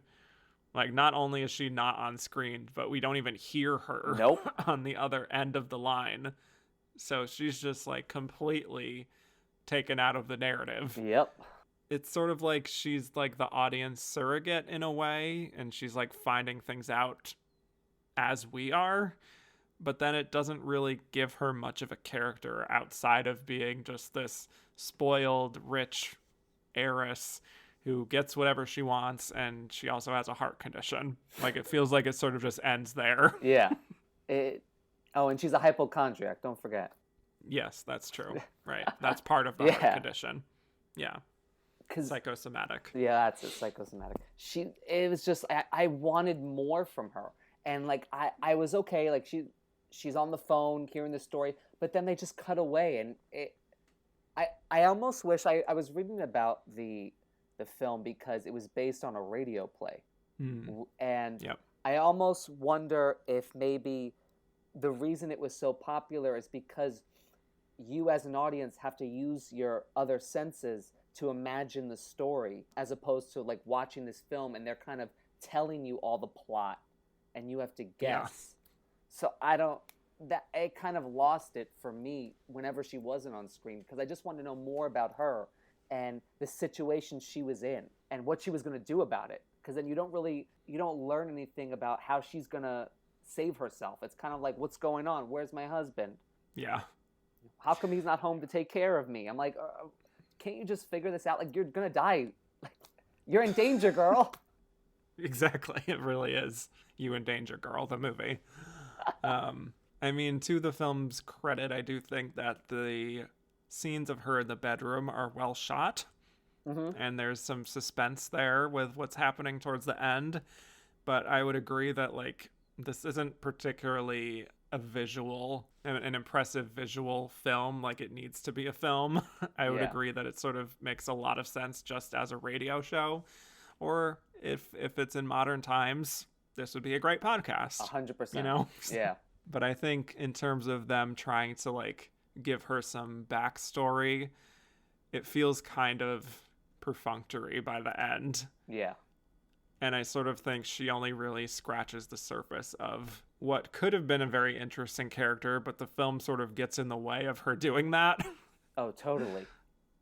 So, I mean, just to touch down on a few scenes, I think in the beginning that she does have some good face acting as she's listening to this whole murder plot going down, and I think is really capturing how rich she is and just like the entitlement of the character, where she's sort of indignant about like who these people are, and she's like really horrified by everything, and she's dialing the operator and she's demanding to call the police at once in this very like huffy, entitled rich woman kind of way. And also the fact that she's like, I have to call the cops, in this very like white woman huffiness way. Yeah, 100%. Yeah. And the fact that like they can't do anything about it and they aren't helping her. Like, I would say that she opens the film on a strong note. Yes. And it does, like, when we get into the flashbacks, I'm like, okay, this is interesting because she's getting to do other stuff. But over time, I feel like it disappears. Like, the compelling narrative for her, like, the through line is not solid. Yeah, and even with those flashbacks, like, I almost wish they kind of went more into her relationship with Henry. Almost like why did she choose him? It was kind of very like, I want him, I'm gonna get him, that's it. Yeah, and then they get married. Pretty much. And it's like, if that's the running theme of her life, it's like, well, I wish we got more examples of that, and we don't learn more about her. Like, I wish we got to know more of her situation, like why she becomes so like psychosomatic. Does she really need that? She needs that person to be there with her, and when she doesn't have control, she's incomplete. And I wish there were more layers that we could get to know more about Leona, instead of this like uber rich Karen who gets mad when she doesn't get what she wants. I hate to use that term, but she is. No, it's true. She's playing a 1948 Karen. It's like just the way she dials on the phone. I mean, I loved watching her, but like she's like, operator, give me this. Like, what do you mean? You can't get the other line. And it's like, I mean, I'm compelled to watch it, but it's just like, come on. Yeah, so demanding, very entitled. And kind of the same with the flashback when she's first sort of courting Henry, and really is like laying it on thick and just like flirting up a storm. Some of the classic Barbara Stanwyck charm coming into play there. Just that kind of like classic, almost like purring thing that she does, where she's being sultry and trying to seduce a man, like with Double Indemnity. Yeah. And is really like the dominant one in their relationship in the beginning, where Always. he's more of like the submissive. Yeah. Who's just kind of like dazzled by all of her very assertive energy and sort of getting what she wants. And I really enjoy the scene that's a little bit later on where she's saying that when she wants something, she fights for it. Yeah. And more often than not, she gets it. I just like the intensity that she brings to it. And we see it too when she's like melting down in front of Daddy. Oh, when he doesn't approve of her relationship with Henry, how she's like manipulating him to get what she wants. And I love how the scene just like immediately cuts to the wedding. Right. Yeah.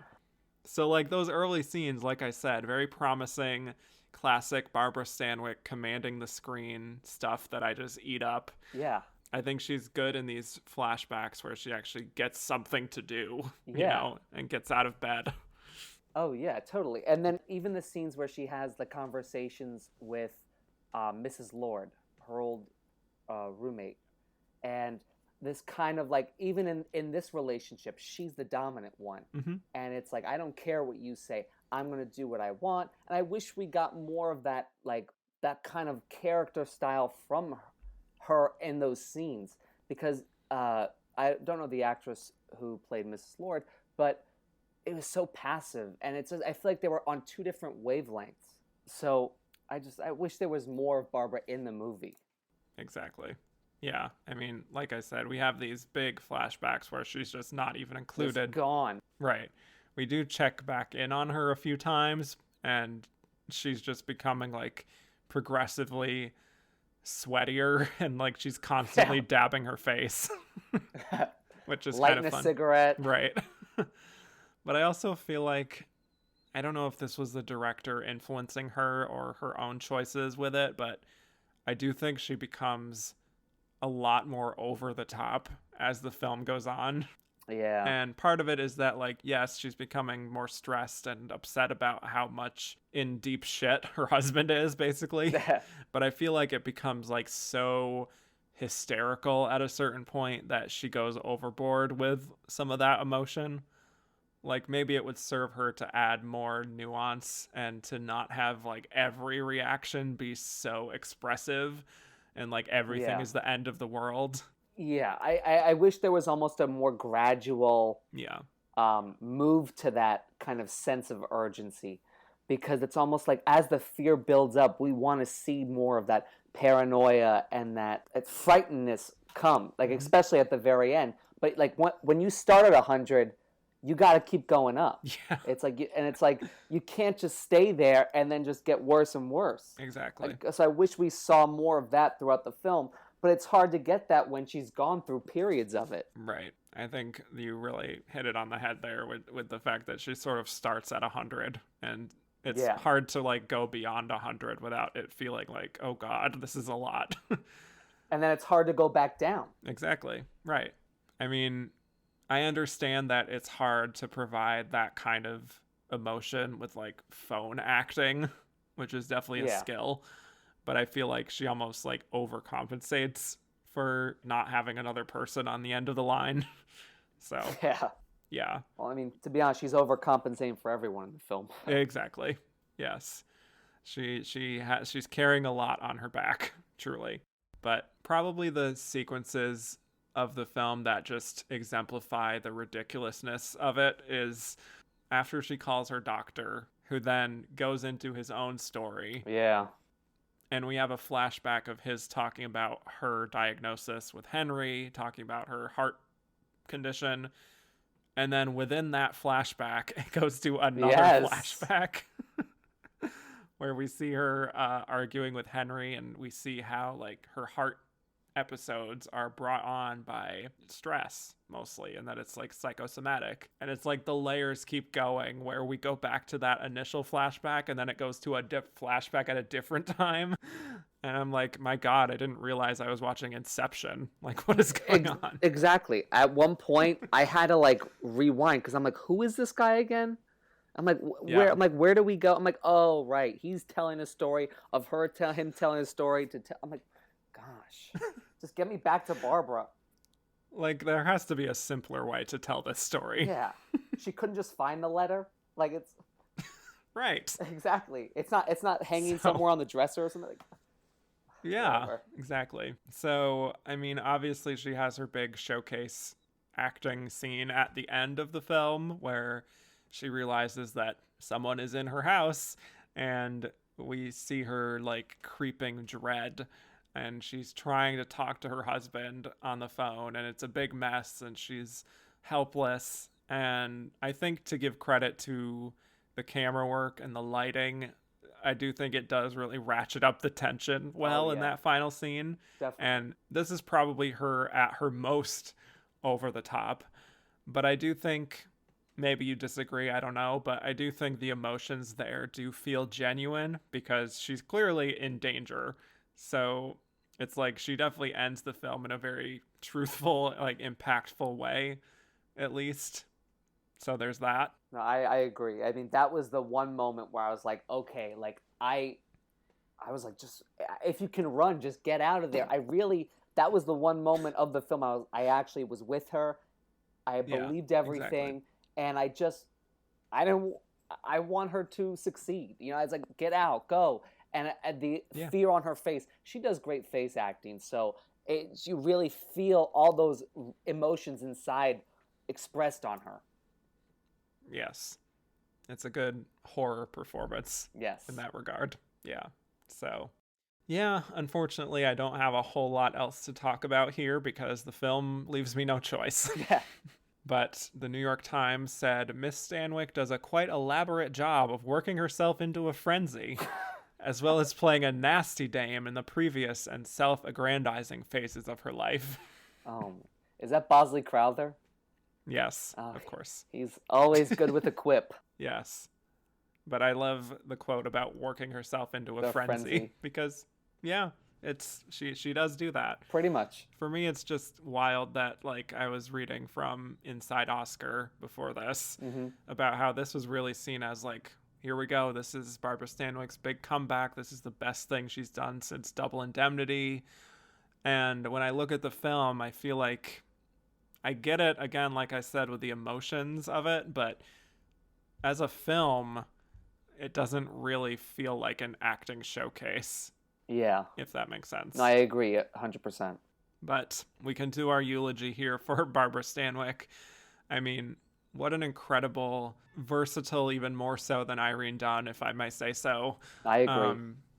Just one of a kind of actress who had the best voice. I love her voice, the tenor of it. Love it. Yes, and her interplay with her fellow actors, I think, is really second to none, which maybe is part of what I was missing here, is that she spends the whole time talking to a phone. Yeah.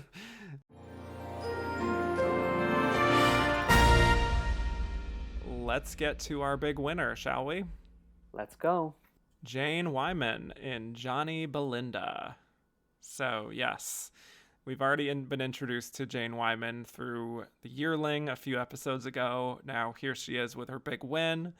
And apparently this is another part where Teresa Wright was considered, but she couldn't really be lent out to another studio, so they went with Jane Wyman. And even though she was a little too old for the role, sorry to keep coming back to that, but it's true. Yeah. She got the part, and she apparently used it as a distraction from her rather turbulent personal life. She was married to Ronald Reagan at the time, and she was becoming kind of tired of his ambitions and politics and everything, and his involvement with the Screen Actors Guild. So she really threw herself into this part, and she's playing a deaf girl here named Belinda. So she studied a deaf girl, she learned sign language, and throughout the film she does not say a word. So that's definitely a first in this category, obviously not counting the silent era in the beginning. Post-silent era, this is a first. So this is a story about a doctor played by Lou Ayres, who meets this deaf girl, Belinda, who works at her family's farm, but her family doesn't really try to communicate with her much beyond telling her what to do around the farm. But the doctor, Dr. Richardson, he ends up teaching her sign language, and they start to develop a relationship, and she's opening up more. But then she is raped by a local man, which results in her getting pregnant. So she has the baby. There's this big scandal because people think it was the doctor taking advantage of her. And there's a plot by the rapist and his girlfriend to take the baby away, and some rather dramatic developments ensue. So let's talk about our winner here, Jane Wyman. Thoughts on Jane and her winning performance here? So I enjoy watching Jane Wyman, and one of the reasons I do is because there's something kind of alluring about her look, and that was one of the big things I noticed during this performance. And also, she's in one of my favorite films, which is All That Heaven Allows. So I love seeing her on camera because she has that kind of face, kind of like Claudette Colbert, where it's so she's so individual that and instantly recognizable. So watching her, I liked the performance. It's funny, I watched this on a rewatch, and I think this time I was less enthusiastic about it, but I still enjoyed her performance. And I think a lot of it was because since she has no dialogue, I noticed a lot of other features that kind of enhanced the performance for me, especially in the way that she was lit and the kind of, again, to use this word, the physicality of her performance, because she's using signs, she's using her body to express certain feelings. But yeah, for me, Johnny Belinda, I think, was the easiest of the 5 films to watch. And most of it's due to Wyman's performance. But yeah, I liked it. Did I love it? Maybe on a good day. Yeah, this is one that I'm sorry to say actually went down for me on a rewatch as well. Yeah. It's still a good performance, Yes. but I feel like I remember this being a little more impactful than it really is. Mm-hmm. And I personally feel like the circumstances of what this character has to go through and the showiness of Jane Wyman playing a deaf character starts to outweigh the performance that she's actually giving. Yeah. But having said that, I do think it is really remarkable to watch her in this after seeing her in The Yearling, Oh. her previous nomination, because there's a world of difference. Yeah. Where in that film, she's very cold and stern and has that kind of like strict mother energy. Whereas here, she's warm and she's open and she feels like a lot more youthful and luminous. And this is another example where I find so fascinating from doing this show that this feels so much like an ingenue winning Best Actress. Yep. For one of their first performances. And it's like, oh, wow, who's this exciting new performer playing such a bold, daring role? Mm-hmm. And it feels like, to go back to the Song of Bernadette, if you took away the context and I didn't know the history of their careers and everything, I would be like, oh, this is another example of like, this is a fresh face on the scene, really making a splash with their debut role. But it's not. I know. I agree with Jane you. Wyman has been working steadily for years by this point. Oh She was already in a Best Picture winner. Yeah. She was already nominated for Best Actress. And I feel like maybe I'm getting ahead of myself, but I feel like the Academy must have been like very impressed to see her go from this mother type to then 2 years later playing a deaf girl who seems much younger than Jane Wyman actually was at the time. And for her to do both of those things very impressively, like that must have been wild to witness, you know? Yeah. And they obviously loved Johnny Belinda, so Yeah. there's some credence to that. Yeah. They gave it 12 nominations. Same as Power and of the only Dog. One, yes, and only one win. Yep. Same as Power of the Dog. Oh, gosh. The irony that we're talking about this Oh, a my week gosh. after this year's Oscars. Too soon. Yes, truly. But I would say that she definitely has a consistency throughout the film Yeah. and is making some little adjustments over time depending on what's going on and what's happening to her. But she definitely has like that innocence about her and just a very kind face. Yes. That is very reminiscent of like Janet Gaynor. When Yeah. we talked about her on the very first episode of this series, it actually feels like she's giving like a silent film performance where everything is expressed through her face. Yep. And she has that luminous quality and that warm smile and just like a positive spirit that's like sort of been tamped down by everything that she's gone through and has been worn down by her family who's making her work all the time. Mm-hmm. And the fact that they don't really communicate with her very well, or they even call her a dummy at certain points. So you see a little bit of that, I think, in her smiling and her facial reactions. There's like a little bit of bittersweet quality to it. Like there's something very wistful about her, which maybe even with Jane's experience as an actress by this point, she's able to bring to it that maybe a younger star might not be able to have that like life experience feeling. Mm-hmm. She plays purity very well. Exactly. Which the Academy tended to like in the 40s. Yeah. Oh, they loved it. It reminds me of the first scene when we meet her.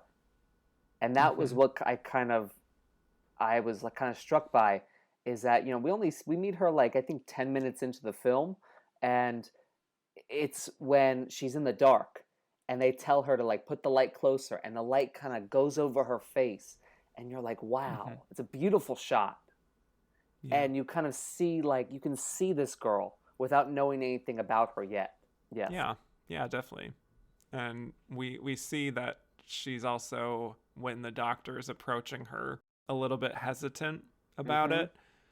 And when he's trying to like teach her sign language, I like the way that she plays that scene where she's a little cautious because of those past experiences. I think it's sort of implied that she never really had someone taking care of her and showing this kind of kindness to her. Mm-hmm. Or maybe if they did, there were ulterior motives. So Yeah. it's just, she's not as trustworthy right away. Yeah. But the way she just gradually opens up and follows along with the sign language and everything. And he's like teaching her the signs for water and the ground and all this like elemental stuff. It's like something is unlocking in her, which I think she definitely handles it with the right kind of curious feeling, but not making it too simplistic, if that makes sense. No, totally. It's kind of like she's being given love for the first time, and it's equaling the amount of love she has in her heart, because she's a very giving person. Like she's I mean, practically she's a child.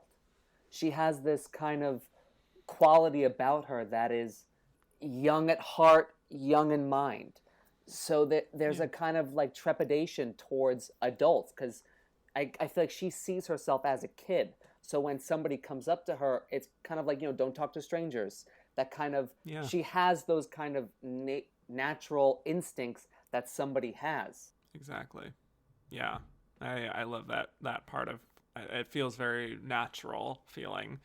And what do you think of the chemistry that the two of them have, her and the doctor? Because I think that's one of the positives I have in the film, is that relationship doesn't feel like he's taking advantage of her.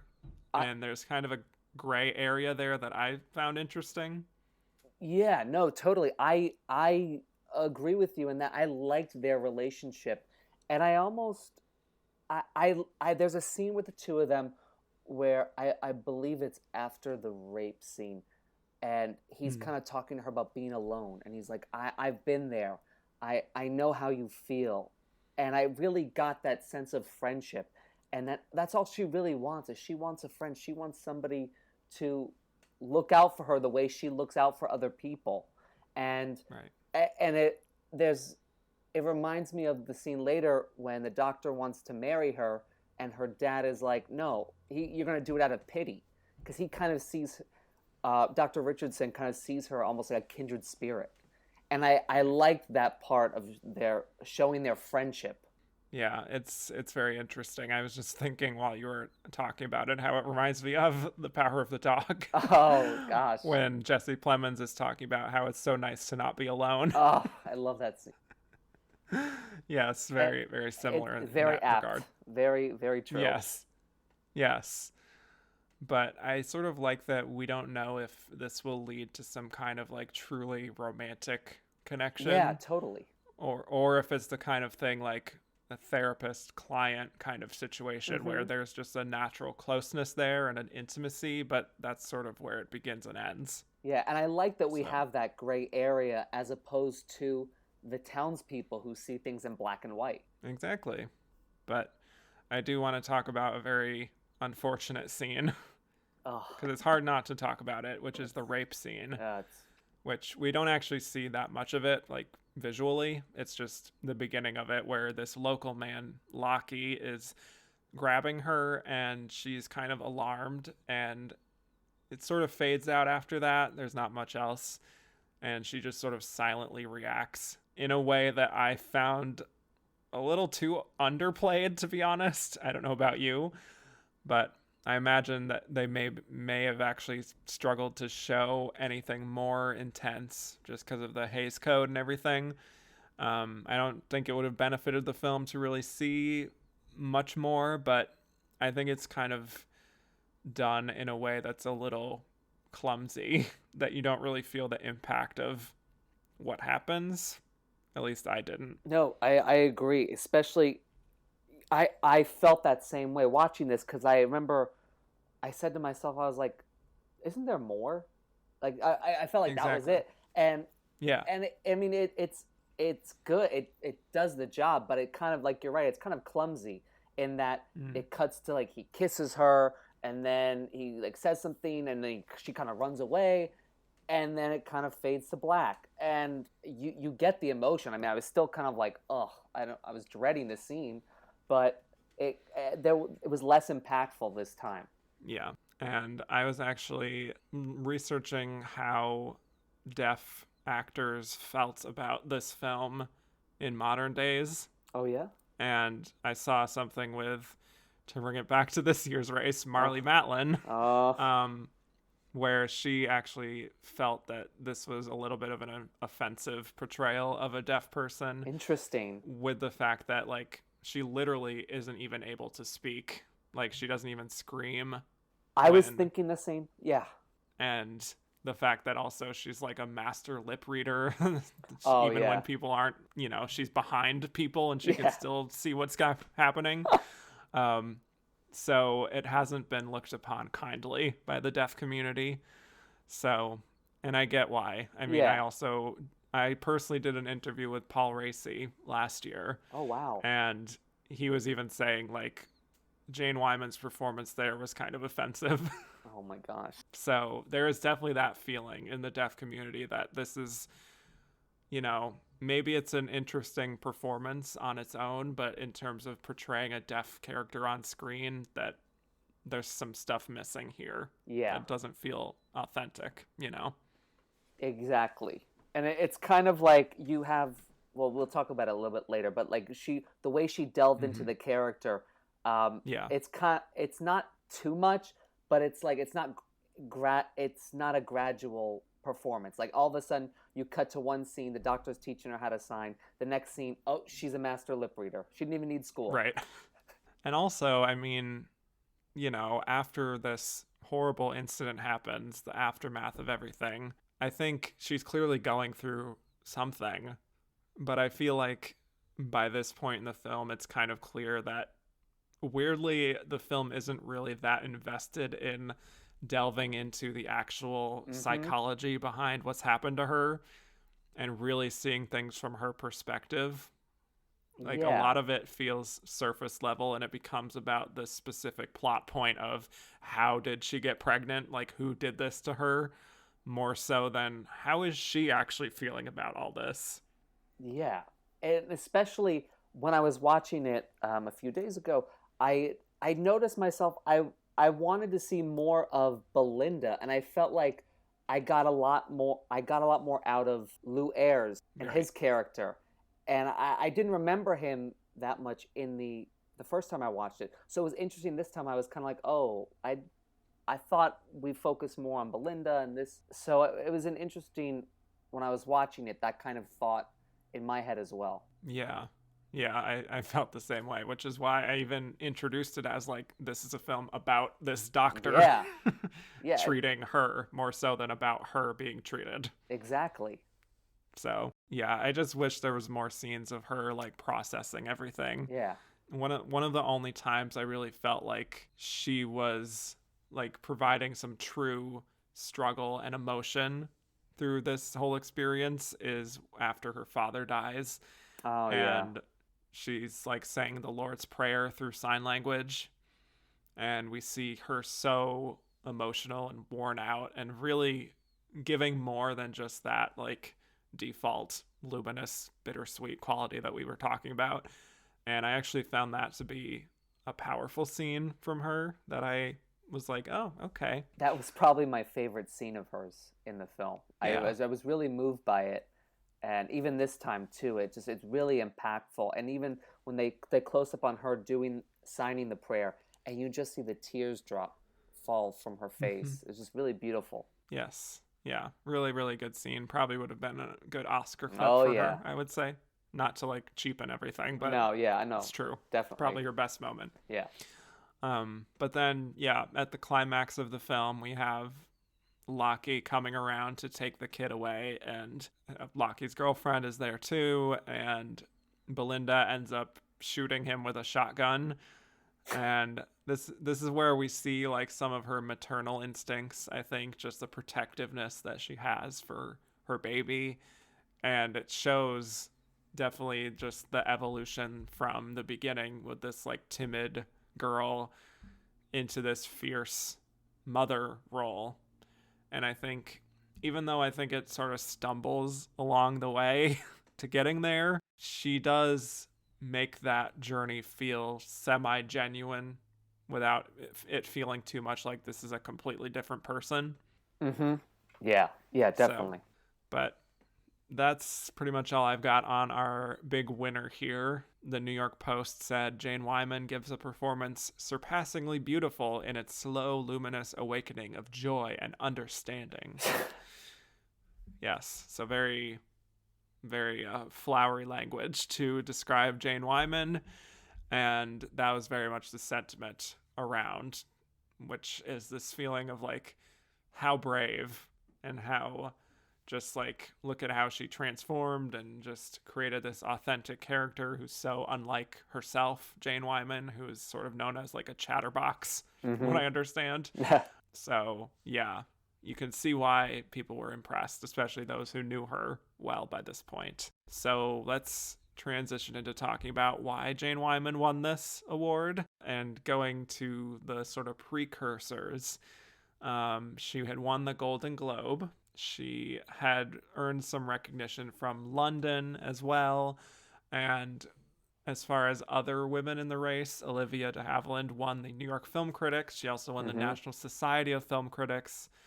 None of the other people really had those notable wins beforehand, but I do think it is worth acknowledging that precursors don't really factor in much at this point. So I do think there's still, it's not like the other three were completely out of it, is what I'm trying to say. But it was sort of shaping up to be like, because of those wins, Olivia made sense as a winner, Jane made sense as a winner. But why do you think she ends up winning? So I think it's a lot of those factors. I think they obviously love the film so much. There were 12 nominations. And if you think about it, I mean, she's, maybe besides Agnes Moorehead, she's the only other person I would think about voting for if I'm a member of the Academy. But also, I think it has to do with these also, like you said before, the personal politics coming into the campaign, where she's divorcing her husband, who's the president of the union, the SAG at the time, and she's she lost a child, so she kind of infused herself into this work. It's a role much different than her. So I think a lot of those factors kind of played into her win. Yeah, I think that's exactly right. I do think everything kind of came together for her. I mean, it's unfortunate to talk about the fact that she had to go through this personal tragedy and turmoil in her personal life, and sort of describing that as part of her narrative. That's kind of icky, but I do think it was a factor for certain voters, I would imagine. A little bit of sympathy for her. And I think also, like, this is a very, very, very sympathetic character. Yes.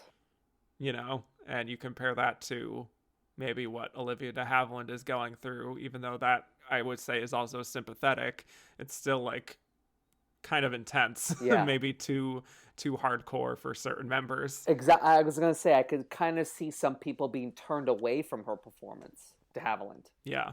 And kind of it's like too real. Yes. And whereas this one, it's like, I want to throw her a vote. Like, she's so innocent. Like, typical trope. Yeah. And it's also just like the trickery of her transforming into a deaf girl. Yeah. She doesn't speak. It's another obstacle she faces. So I definitely, it's not just the performance alone. There's a lot of other factors that gave her the win. Yeah. It's the transformation element, which I think is still something that the Academy loves, 100%. As we literally just saw. Yep. They love a transformation. So, yeah, I think all of those factors were very much helping her more than anyone else here. Olivia had recently won. Ingrid had won before. It's interesting that we have Irene Dunne and Barbara Stanwyck here in their last nominated performances. And the thing is, with the Academy, they wouldn't have known that these would be the last time that they would be nominating them. So I wonder if they did have that knowledge somehow, if it could have benefited one of them. Yeah. But I'm not sure which one it would be. Yeah, I think maybe Dunne, because they like the film more, but I wouldn't even, I couldn't justify voting for her. Well, we'll get to that. Yeah. We'll get to that. Right. Right, we will. But yeah, she is a more sympathetic character than what Barbara's doing. Yeah. So I could see that. But yeah, I think, personally speaking, I think the only one who was really out of it was Ingrid Bergman. Yeah. Probably just happy to be there. But interesting race. Let's get to some questions, shall we? Yes. Juan Carlos Ojano said, Ingrid Bergman as Joan of Arc. Why? Well, I mean, like I said, I don't think I could see somebody else playing her. I mean, it lives up to her wholesome image that she had at that point. This, Right. This almost saint-like person. Yeah, because I think why is because she was a very popular actress and Yes. she was finally able to achieve her passion project. I don't know if it's why is she in the part, or Yeah. why is she nominated, but And if I I'm think if I'm correct, I think she won the Tony for it. I think you're right. Joan of Yes. Lorraine, right? So maybe Yes, yes, yes. obviously this was her passion project, so she was going whole Yeah. hog. Yeah, she certainly was. Christoph N said, I don't remember anything about I Remember Mama. Well, except that I was fairly lukewarm about it when I watched it. Would you recommend a rewatch? If you really love Irene Dunne, go for it. Otherwise, I think just keep it in your nostalgic memory, just like the movie itself. Exactly. There you go. I love that. I would say, no, not really. I wouldn't recommend a rewatch. Like, even me having watched it for the first time this past week, I sort of find it not that memorable. No. So I get where Christoph is coming from, but Yeah. just leave it in the back of your mind. Like, you'll always remember Mama. How about Exactly. that? Yes. Andrew Carden said, would Barbara Bel Geddes have made the cut with a lead campaign? And does she belong in this category? So, Barbara Bel Geddes, it almost reminds me of Haley Steinfeld in True Grit, where Yeah. she kind of like starts and ends the film. She is a lead character, but because she's a kid, I say quid in quotes because she's like 25 at the time, Yeah. she's like overshadowed by the adult in the film. Mm-hmm. So, I mean, she's borderline. You could make a case, but I don't know if I'd knock anyone out to put her in. Yeah. I don't think she would have made the cut if they campaigned her lead. No, it just would have been Irene. I would say she's almost a co-lead, but not really. Yeah. Like, it's a weird borderline situation, like you said. Not even really like Jennifer Jones and Since You Went Away, even. No. So I do think the film, even if it is bookended by her, that it is mostly about Irene. Yeah. So, yeah. And I don't think she belongs in either category, personally. So that's what I'll say on that. I concur. Yeah. Chels said, sad to see the last of Irene Dunne. Which of her comedies would you have liked her to be nominated for and or win? So I would have given her like the win maybe in Theodore Goes Wild 1936, although I do love Carol Lombard. Yeah. But one of the very first Irene Dunne film I saw was My Favorite Wife. So I would have loved to see her nominated for that. Is that 1940? Yeah, The Awful Truth. Yeah, 1940. Take out Martha Scott, put her in. Yes. That's fine by me. I mean, yeah, Awful Truth, Theodore Goes Wild. People listening already know that I love those performances. Throw in My Favorite Wife. I mean, I really do wish we could have ended on a high with like a comedic performance, but again, she is very versatile. Yes. So, Fritz said, you have now seen all of Stanwyck's and Dunne's nominated performances. Which ones are your favorites and which are your least favorites? So have you personally seen all of Irene Dunne and Barbara Stanwyck's nominated performances? So I've seen all of them except Cimarron. So well. I think I can safely say that's least for Irene Dunne. Yeah. And then I'd probably say my favorite is probably Theodore Goes Wild, then Awful Truth, Love Affair, then take a step down. I Remember Mama. Stanwyck. Yep. My favorite one probably got to be Ball of Fire, and then Double Indemnity, Stella Dallas, and then this. Nice. Yeah, well, for me, Irene Dunne, I think, is pretty easy. I Yeah. think favorite is The Awful Truth. Least favorite is definitely Cimarron. Yeah. Barbara far. Stanwyck, I've actually gone back and forth on a favorite. I almost want to say it's like a three-way tie with Stella Dallas, Ball of Fire, and Double Indemnity for my favorite, and then Sorry, Wrong Number is my least favorite. But if I had to choose, I am agreeing with you. Right now, I'm saying Ball of Fire is my favorite. It truly has everything I love about Barbara Stanwyck. And the fact that she had the Lady Eve that same year is like, come on. So Owen Daly said, now that you've discussed all of their nominations, who never winning is worse, Stanwyck or Dunne? Tough question. God, it's Sophie's choice, really. I mean, I love them both, but, the guns in my head, I probably say Stanwyck. This is a painful question for me, Owen. I can't believe you're making me choose. Tough. Barbara. Yeah, I know. It's like, did I make the right choice? Yeah, it's worse that Barbara never won for me. Yeah. Because I've also given her, in doing this show, I've awarded her twice already. So I feel like, it's heartbreaking to say that I've never rewarded Irene Dunne. I know. I feel I'm the just same like way. the Academy. I'm a bad person. No, there's good things about you. Okay, fair enough. Christoph said, would Olivia have won this if she hadn't won 2 years before? I think so. Yeah, I think that's possible. I think it's definitely a good narrative.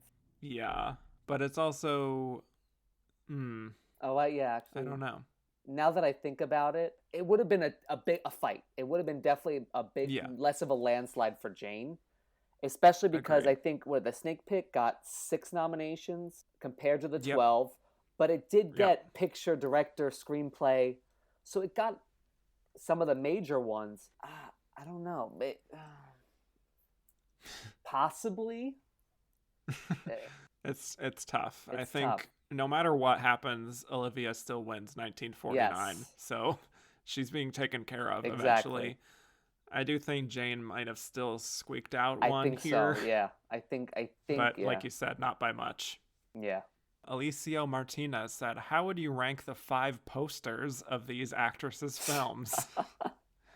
So this is an audio podcast, so this will be hard to really translate, but if you want to follow along, look up the posters and make your own judgments. I would say the Snake Pit is probably the best for me. What do you think? I think for me, I kind of like the Johnny Belinda one. It kind of really tells you what it's about. They're kind of similar. Really. Yeah. It's got that scene right there. Yeah, I mean, that's a little icky to put on a poster, but it's still really very effective. Very effective. The same with the Sorry, Wrong Number. Throwing the phone away. Definitely eye-catching. Yeah. Yeah. The Bergman one's kind of, standard. It's pretty standard. Yeah. Same. But it tells you what the film is. Exactly. It's Ingrid Bergman as Joan of Arc. What else do you need to know? What else do you need? Right? And then I Remember Mama is probably last because it's very cheesy. It's just like a frame of Mama with floating heads. I don't like floating heads. Oh, yeah. And they got that cat. Yep.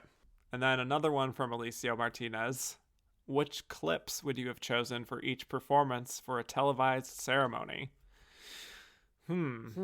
So I think, all right, I'll just go alphabetical. Bergman, I would probably say maybe the monologue when she's about to fight at the Battle of Orleans, maybe, or I could see or that. The one at the end of the trial.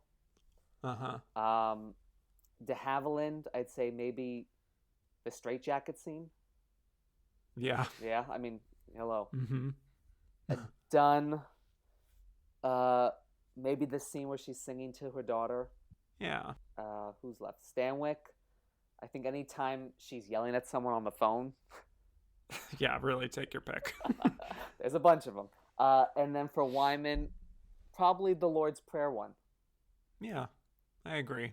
I think those are all good. I would maybe say the scene with Irene Dunne talking about America might be good. Yep, that one too. Even though it's not really like framed Yeah. that in that like obvious Oscar-y way, but still very good. Yeah. Owen Daly said, "Do you think any of the actresses could have played their co-nominees' roles better?" Huh. What do we think about Bergman in the Snake Pit? Oh God. I know, it's kind of like, I don't know. It's a little bit like Gaslight. Yeah. Just Gaslight like 2.0. everything being thrown at her. Yeah. I could see that. I also could have seen her if they completely aged her up doing I Remember Mama. Oh, yeah. Because Scandinavian. Yep. I don't know. I don't know. Yeah, I don't know about the other I guess I could weirdly see Jane Wyman doing Joan of Arc. Yeah. I think that would be interesting. Yeah, I could see that. At least she reads a little bit younger. Yeah. I would be interested to see Irene Dunne and Barbara Stanwyck swap films. Oh yeah, that would be see what that looks like. Irene Dunne in a thriller. Oof. Yeah, I mean, I don't know if Barbara would be like great in I Remember Mama, but I could definitely see Irene doing Sorry Wrong Number. Yeah, I feel like Barbara would be a little stern, more tough loving. Exactly, right. But overall, I would say that they're all pretty much in the right roles. I wholeheartedly agree. Yeah. Let's see. Sue Ellen Rossi said, "Every Oscar nominee trope, from disabilities to accents to historical figures, are represented here, but this year still seems particularly lackluster. If you agree, what are your thoughts on why Hollywood films were lackluster in this era? Meanwhile, European films were on fire." Well, I don't know how much we can say that these nominees themselves are reflective of the broader scope of Hollywood at this time and the quality of the films. But I definitely agree that the tropes are all there and they really haven't gone away even through the best periods of Hollywood. But I think there is an inflection point at this point. Like we have Hamlet winning Best Picture, which was European. Yeah. Red Shoes was nominated, but there was also kind of a America first feeling. That's what at I was the time. Thinking, yeah. From some people, like Hedda Hopper, for example. So we were definitely at a transition point. Yeah. And I almost wonder. I mean, I don't necessarily agree that the films are lackluster, but I wonder if like the studio system was starting to run on fumes maybe a little. I don't know. Yeah, no, I agree with you. I think it had more to do with the studio system because I don't think this is also the year of like Treasure of the Sierra Madre. Like there are some good films. I think it just speaks to more of the people voting. And and you're right, is that we see this is the beginning of European films beginning to take hold in America. We have Hamlet, Red Shoes. Is this the foreign language film? Is that Oscar out yet? No, it's next year, right? I don't remember. Know. But anyway, you're still getting towards that increase in those films being released here. So we're on the ascent of it. Exactly. Got Geo Wild has a very fun question for us. Oh boy. Say these actresses time traveled to the 90s and starred together in a Spice Girls biopic. Who would play who? Huh. All right. Thank you for this question. I love it. Let's work this out. All right, let's figure it out.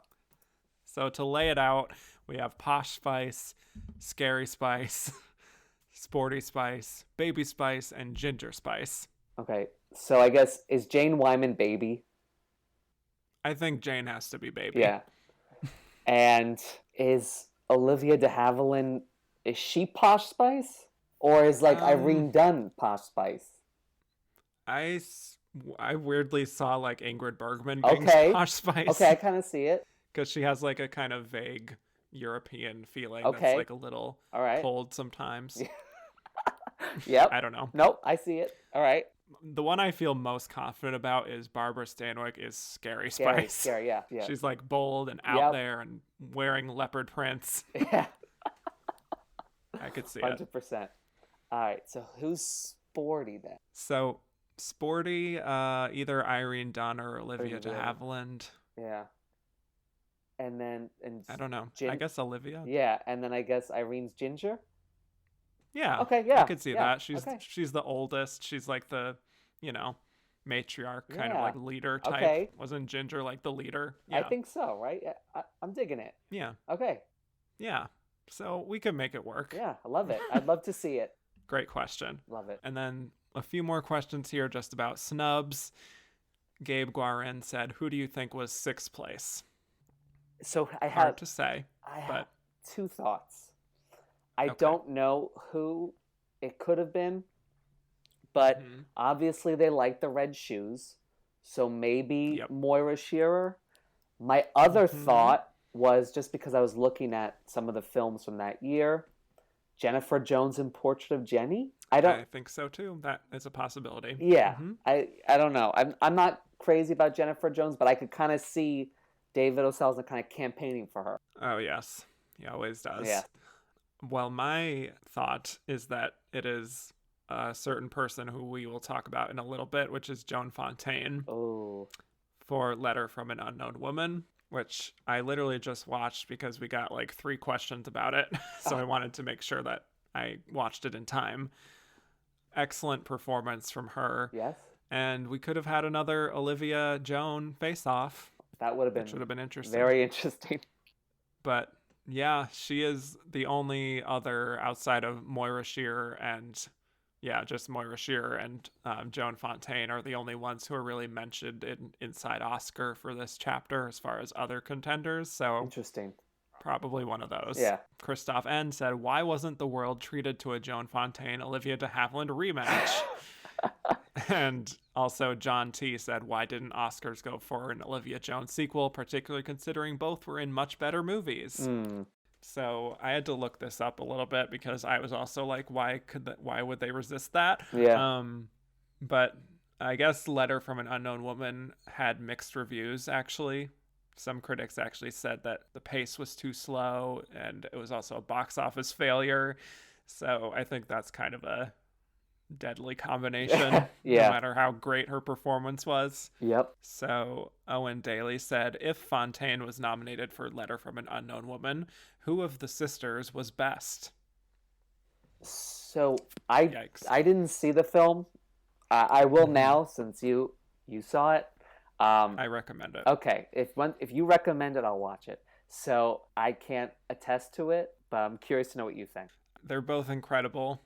They're both doing very different things, so it's like apples and oranges. I would say the difficulty level with Olivia and the physicality is maybe more impressive just by a hair. Yeah. But Joan is truly magnificent in Letter from an Unknown Woman. It's very, very reminiscent of Brief Encounter in terms of internal acting and heartbreak, and it's heartbreak feels good at a place like that movie. So. I love it. I like watching Joan. She has this movie star glamour quality to her that I enjoy seeing on my screen. So Me too. I'm looking forward to seeing it now. But I'm curious, if you nominate her, who would you take out? Oh God, Ingrid. Yeah. Sorry to Ingrid. It's okay. She's got like 6 other nominations. Yeah, she's fine. She has 3 Oscars. She doesn't care. And last question from both Eric Maxwell Bruns and Patrick Stokes about whether we would nominate Moira Shearer for The Red Shoes. So full disclosure, I haven't seen The Red Shoes either. I'm the worst. Wow. I know it's on my list. I just haven't gotten to watch it. I've heard great things. So I'd probably, same with you. I'd probably take out Ingrid Bergman. Yeah, exactly. Would definitely take her out. And then Patrick Stokes also said, what was the most outrageous snub, Moira Shearer or Jack Cardiff? So as a reminder, in case people don't know, Jack Cardiff was the cinematographer of The Red Shoes. And that is definitely one of the most ridiculous snubs in the history of the Oscars. Yeah, especially considering the fact that it was nominated for Best Picture. That's crazy. Makes no sense why it was overlooked. Yeah, that's... So on that note, let's get to our final segment. Who do we think was the runner-up to Jane Wyman? Matt, what do you think? I think it's Olivia de Havilland in The Snake Pit. she's got the great performance to go with it. She had the love from the Academy. She's a previous winner. She even had some critics awards. So she has a lot of sentiment in her favor, and I think it's her. I agree. I also think Olivia de Havilland is the runner-up. I think it clearly shows with the fact that they felt no weird feelings about giving her a second one so soon. The very next year proves that they were probably ready to do it already this year. So, yeah, even if maybe it was not as close of a race as it would have been if she hadn't already won, that I definitely think she has an advantage over the other three. Definitely. Who were probably less impressive in terms of just the sheer rawness of Olivia's performance is like a knockout compared to everyone else. Yeah. And final question, who would you have voted for? Who should have won this if you had a ballot? So if I had a ballot, I thought about this even before watching the movies. I was like, who would I vote for? Would I stick with Jane? I gotta go with Olivia de Havilland, The Snake Pit. Ooh. I mean, I was so mesmerized by her performance.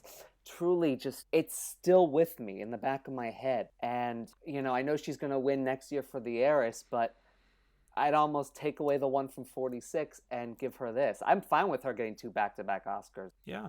And we're in complete lockstep here because I definitely would have given Olivia de Havilland the win here. You haven't heard the 46 episode yet, but I did not reward her for her win there. I definitely easily gave that one to Celia Johnson for Brief Encounter. Yeah. And here I agree. I would have probably given her back-to-back wins. Haven't seen everything from 49 yet as of this recording, so who knows? Things may change. I doubt it, but we'll see. But yeah, I think Olivia is like at the peak of her powers at this point. Like we've talked about how she did the whole de Havilland law that influenced how stars didn't have to be locked into their contract for so long as they had because of studio greed. And, she's really just able to find the roles that really suited her own skills as an actress, not always playing these ingenue roles. That this was perfect for her, and I love how much it holds up today. Yes. So, Matt, thank you so much for joining me today. This was a lot of fun. I love talking to you about this stuff, and I truly do appreciate you doing the homework. Oh no, my pleasure. Thank you so much, Kevin. This was a treat. It was a fun year to watch. It was fun talking to you. And yes, truly, it was great. Yeah, and bittersweet to say goodbye to Irene and Barbara, but they will always live on in our hearts. Truly. So tell people where they can find more of you on the internet. Tell them about your show. Where can people find you? Yeah, sure. So just a quick little summary. I host Real Gold Rundown on TikTok, and I post short form videos about classic films and classic stars. A lot of it is like celebration and education on their lives and some of the films that they did, some of the wins. And you can find that at Reel, REEL Gold Rundown on TikTok. And I also have an Instagram account. Or you can follow me on Twitter and Instagram at Matt Duffy 33. Very good. And I think the listeners of this show will definitely appreciate a lot of your stuff that you talk about. So it's fun. So thank you all so much for listening. You can find me on Twitter at Kevin_Jacobson, and the podcast is at Oscar Runner-Up on Twitter, Instagram at And the Runner-Up is. Rate, review, and subscribe if you haven't already. And if you liked what you heard and want to hear more, go to patreon.com/andtherunnerup is, where you can find a whole bunch of bonus episodes. And that's it for main show episodes for April. But in 2 weeks, it's time for the season finale. We'll be wrapping up the 40s by talking about 1949 Best Actress. And as a reminder, the nominees were Jean Crane for Pinky, Olivia de Havilland for The Heiress, Susan Hayward for My Foolish Heart, Deborah Carr for Edward, My Son, and Loretta Young for Come to the Stable, with the winner being Olivia de Havilland. So that is what to watch before the next episode. Thank you so much again, Matt. Thank you. And with that, I will bid you all adieu.